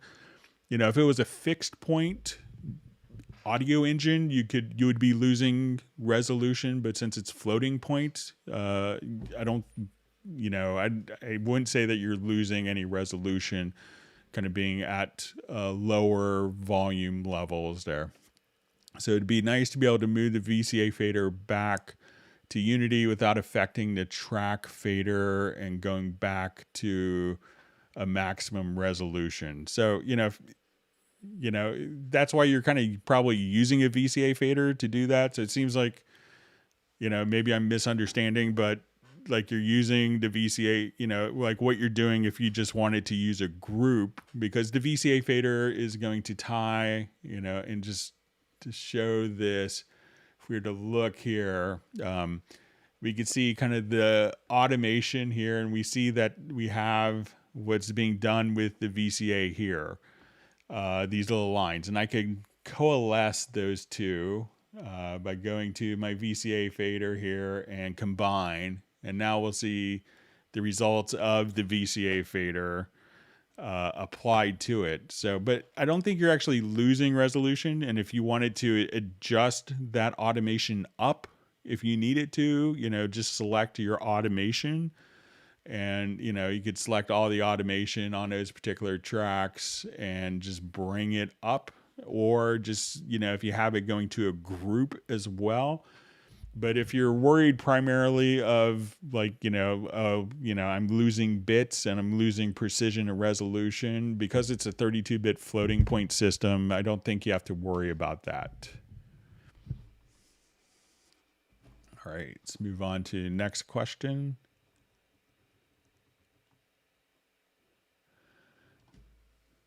All right, so I see I usually have my UR44C input channels hidden, and I don't mess with channel settings. I had to trace a problem, and I clicked on each rack to see what was there. I didn't click the dot to turn any on.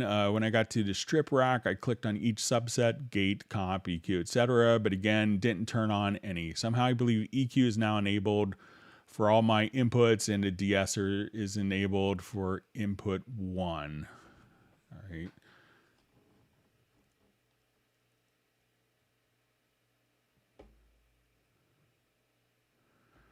Okay, when I click on the power button of the de-esser, the EQ still looks engaged, but the strip dot turns yellow.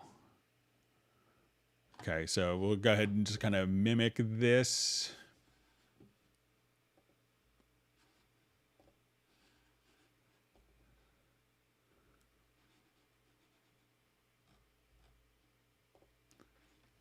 All right, and we'll do this in the large mixer view here.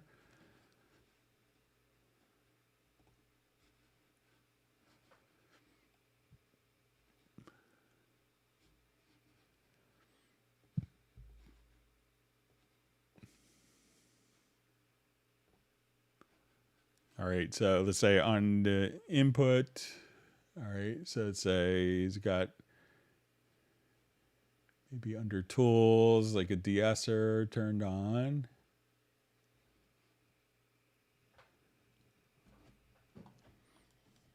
Okay, so when I click on the power button in de-esser, the EQ still looks engaged, but the strip dot turns yellow.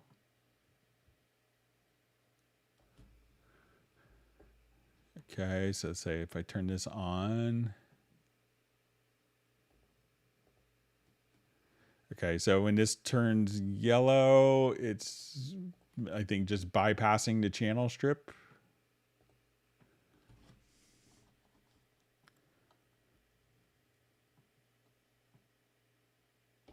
All right, so here if I turn on the de-esser,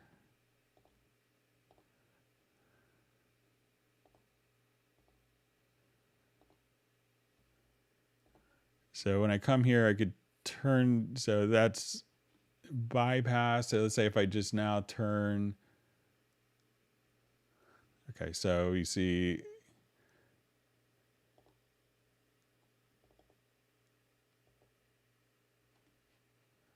okay, so that's basically indicating it's bypassed. But if you just choose not loaded, then you could, if that's what your intention is to get rid of that. All right, so we'll move on.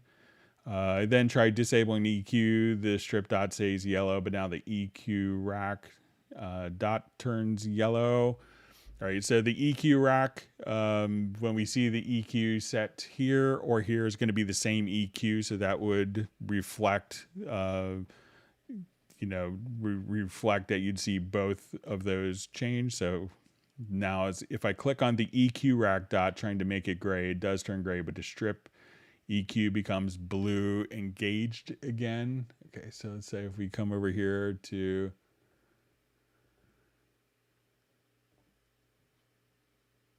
okay, so here you could just turn on and off the bands of the EQ individually. So as soon as we do that,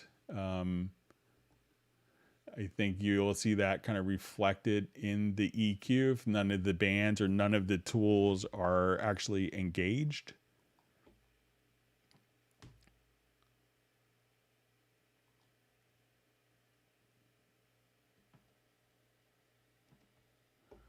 All right, so it says then I click on the strip dot, trying to make it gray, but it turns blue. So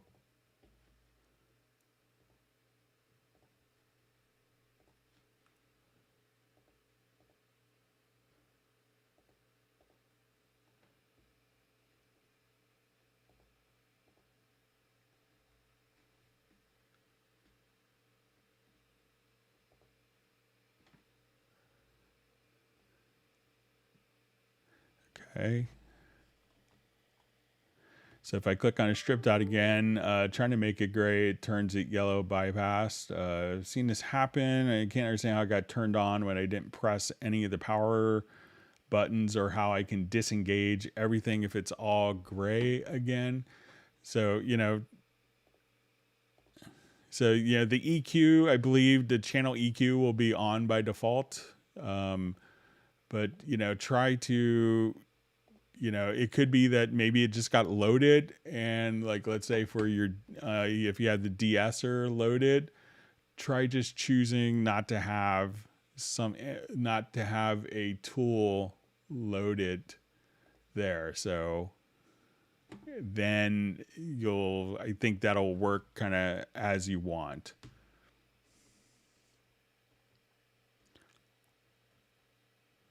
Okay, so we have Dan Freeman's question. Thanks so much for doing your live streams. I replaced my UR44 with the UR44C. I have an issue I don't remember having with the UR44. The DSP mix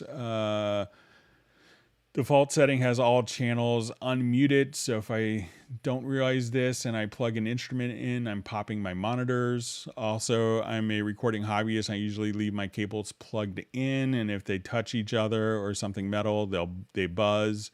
I created a new DSP mix effects scene called One DAW, where only DAW 1 channel is soloed. I'm finding the DSP mix effects goes back to the default scene 0 initial data. In other words, removes my DAW solo. It seems to be doing this randomly. I don't know why it's happening after reboot or opening an old project. Last week I was working on 2 projects and a DAW solo was enabled. I brought up a project I hadn't worked on in a while after my laptop had been restarted and solo was removed. I've tried rebooting and pulling old random projects, but I can't replicate it. Online threads suggest my mixer window hardware rack, but I don't have one. After lots of research, someone showed me what appears the inspector tab in a project window sometimes. So this track shows UR44C, not hardware, and send a picture of that. I go to the track above it. There's no UR44C. All right, so, and so the handling between the original UR44 and the UR44C has kind of changed in this manner. And one thing, and this is kind of a Yamaha design issue, we brought this to our attention where it may not be so obvious, is if you go to the studio setup, or let's go to your audio connection setup, something that may help you with this. I realize that you're probably doing a lot of stuff in the DSP mix effect software because you can't have access to it, perhaps integrated with the DAW. So in the control room, try to have the control room not activated, but the outputs activated here. So,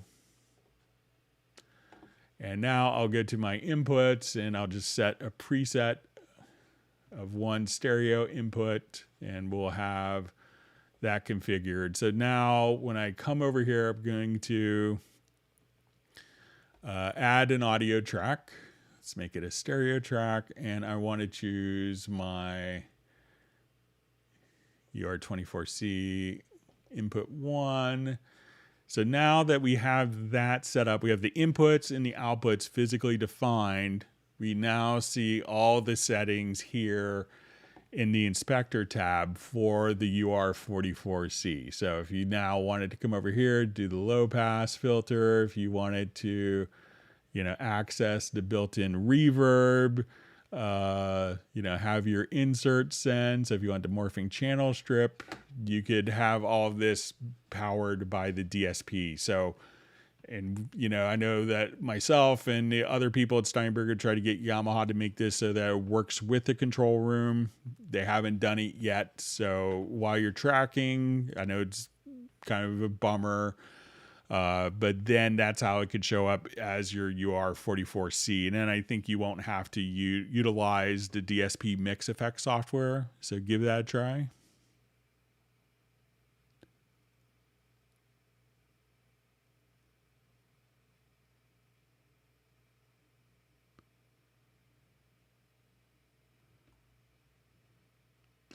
All right, and Soren had sent over, he had a discussion about distortion on a vocal file last live stream when converting a project from 96K to 44.1K for some editing and kind of freeing up some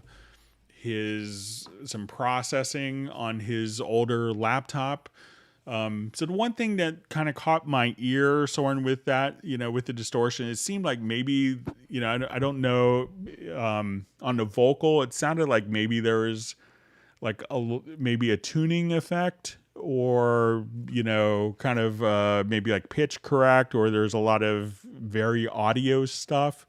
So I don't know if you actually had rendered effects into the file before it was sample rate converted, or if it was done afterwards. And that was one other thing. I know you kind of came up with a solution so that, of kind of, balancing the selection that you showed in your video, and thanks for sending the video. But I think, that'd be the one thing I would kind of check out as well. If it was kind of like maybe a plugin that just, was not happy to be at a different sample rate.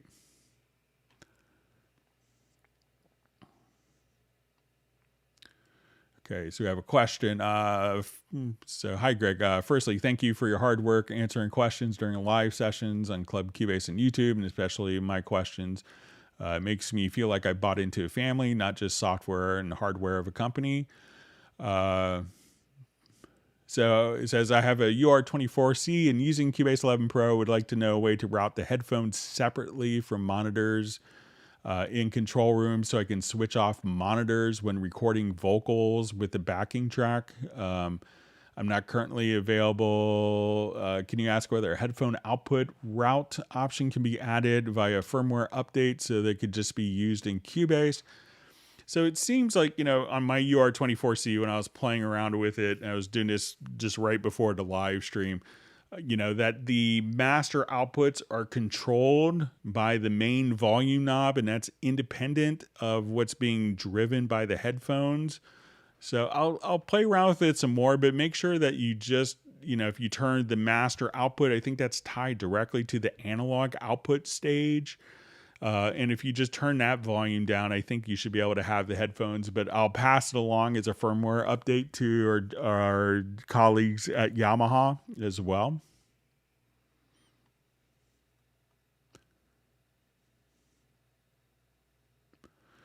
All right. And we had a question about, says, I asked on a live stream, but it appears my question was a little unclear just from the last live stream. And this is about kind of right clicking with the tools. So that you could kind of see your tool menu here. And, and it was, it says in the old Cubase project, you had no event selected, only 2 tracks. And then you right clicked and got the following menu. And we kind of see the context sensitive extended tool menu. So it says, if I right click, all I get is this. So, it depends where you right click. So if you right click on the track column, you get different options here. But if you right click on the project window with the extended toolbox, you get these options. And the toolbox looks different. So it used to be in 9.5 and earlier that these tools were on top, and then you had these functions below, but now the tools are kind of on the side. So it doesn't really matter like if events or tracks are selected, just where the right click occurs kind of in the context sensitivity of it. So if I'm in the faders, I get different options if I'm on a project window or if I'm on the track list. So, but it will look different compared to what you have, but it depends where you're right clicking.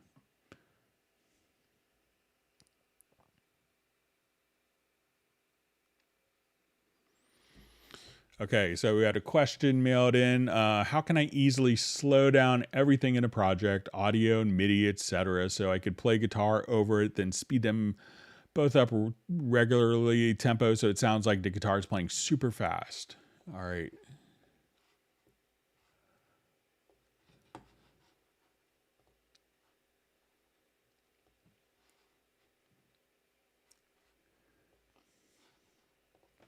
Okay, so you need the tracks to, if you have like a tempo indication. So I'm going to select all my tracks, all my audio tracks. Your MIDI tracks will do this by default. and place them into musical mode. So these are recorded at 100 beats a minute. So as we listen to this particular file, let me go back to my VST connections so we could hear it.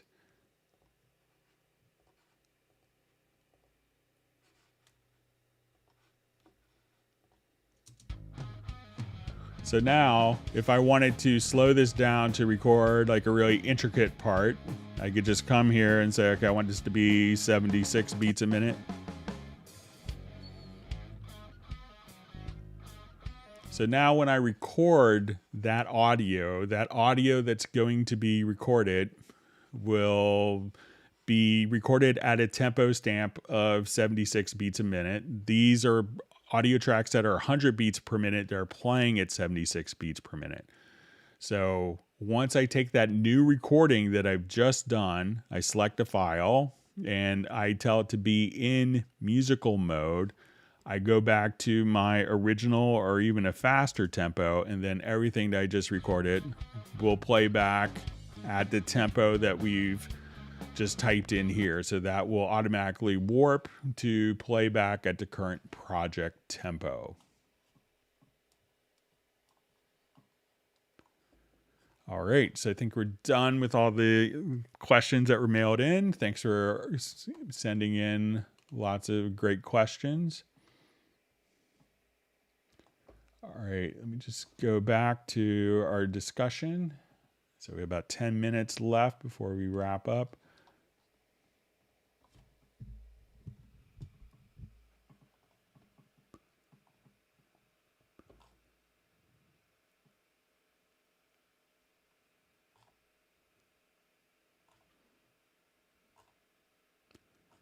All right, just trying to find my place where I was.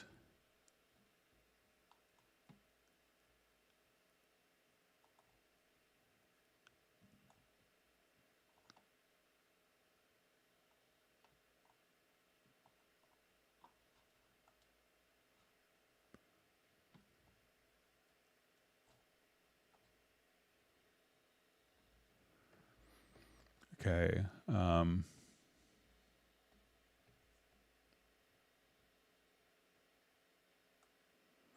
Okay, so I may have lost a couple of questions, but let's see if we could find our spot.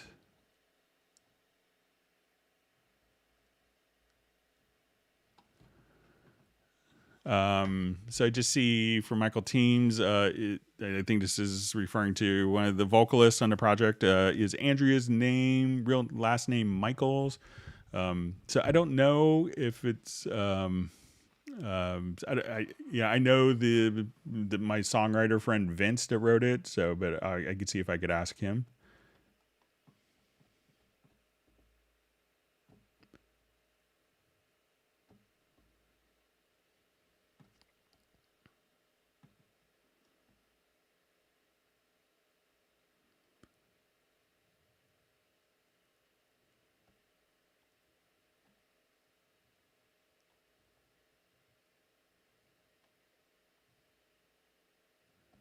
Okay, reading through comments.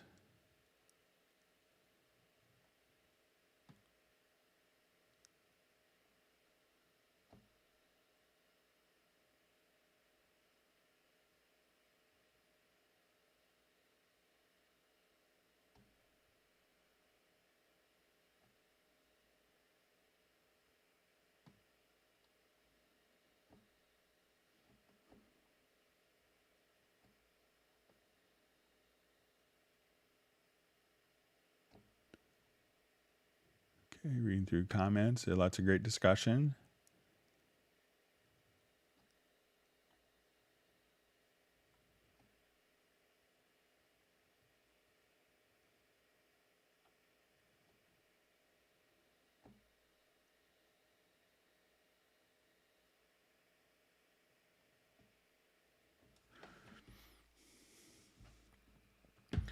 All right, so just see, how can I load an effects chain preset or track preset to more than one track at a time? I cannot get link tracks or quick control track selections to work.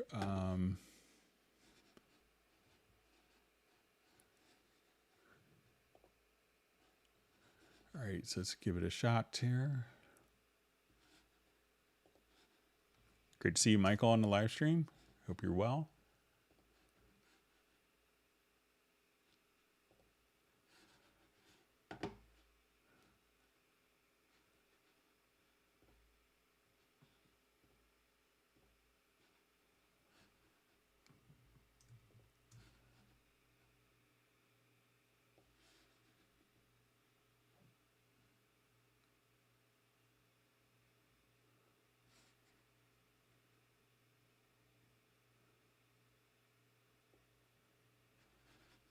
All right, so I know we can.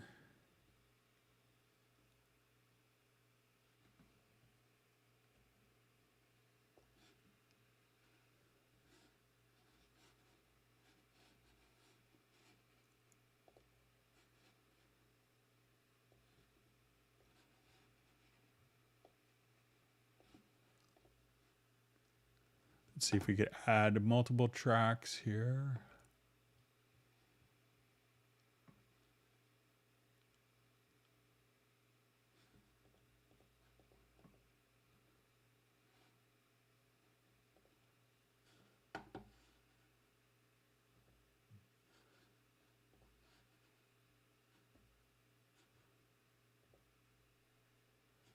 So that will allow us to do one at a time.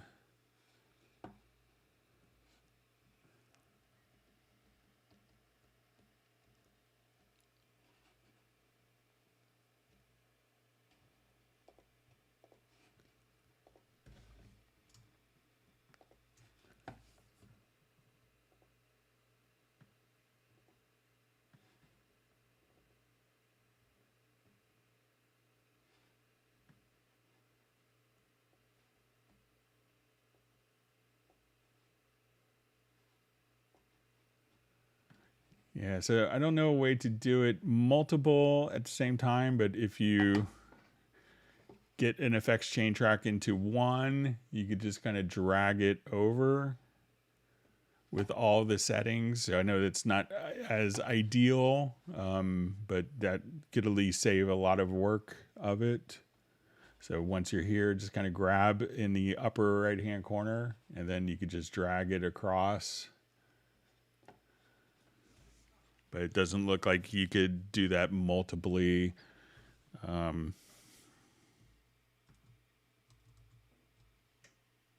Just come over here.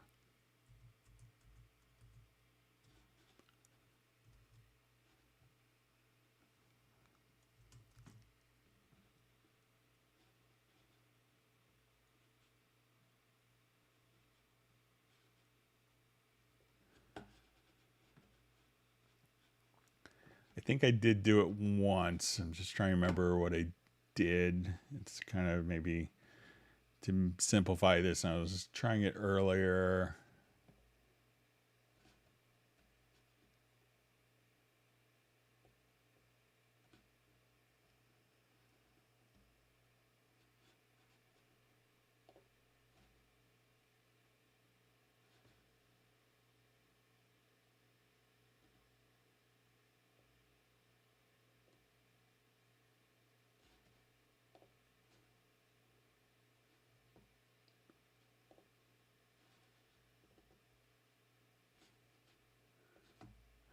Yeah, I'll play around with it some more, Michael. Sorry about that.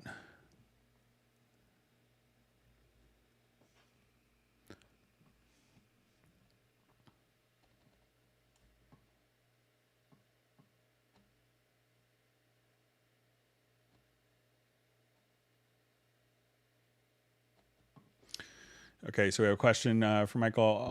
How can I solo an effects track without hearing the source? It's a great question. So let's come over here. And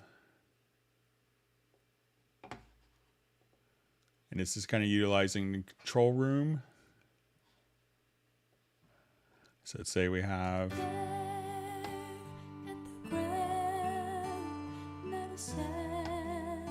So if we... Let's say we go to our... If I solo this...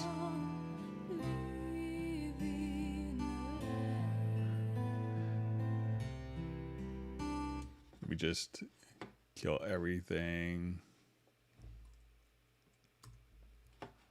So let's say if I wanted to. So when I solo, the effects return here. That we hear the source track and will be soloed. But if I click on the listen, this way we're just hearing now just a reverb. So instead of hitting, so solo will solo the source, feeding the effect and the reverb, but just clicking on the L, you're just hearing only the effects return channel.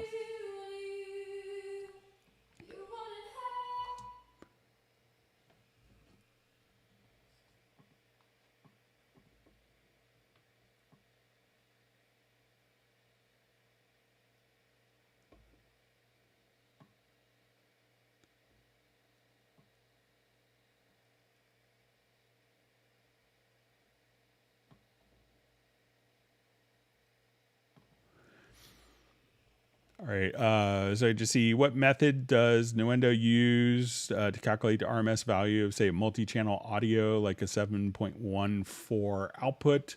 So if you're using something like the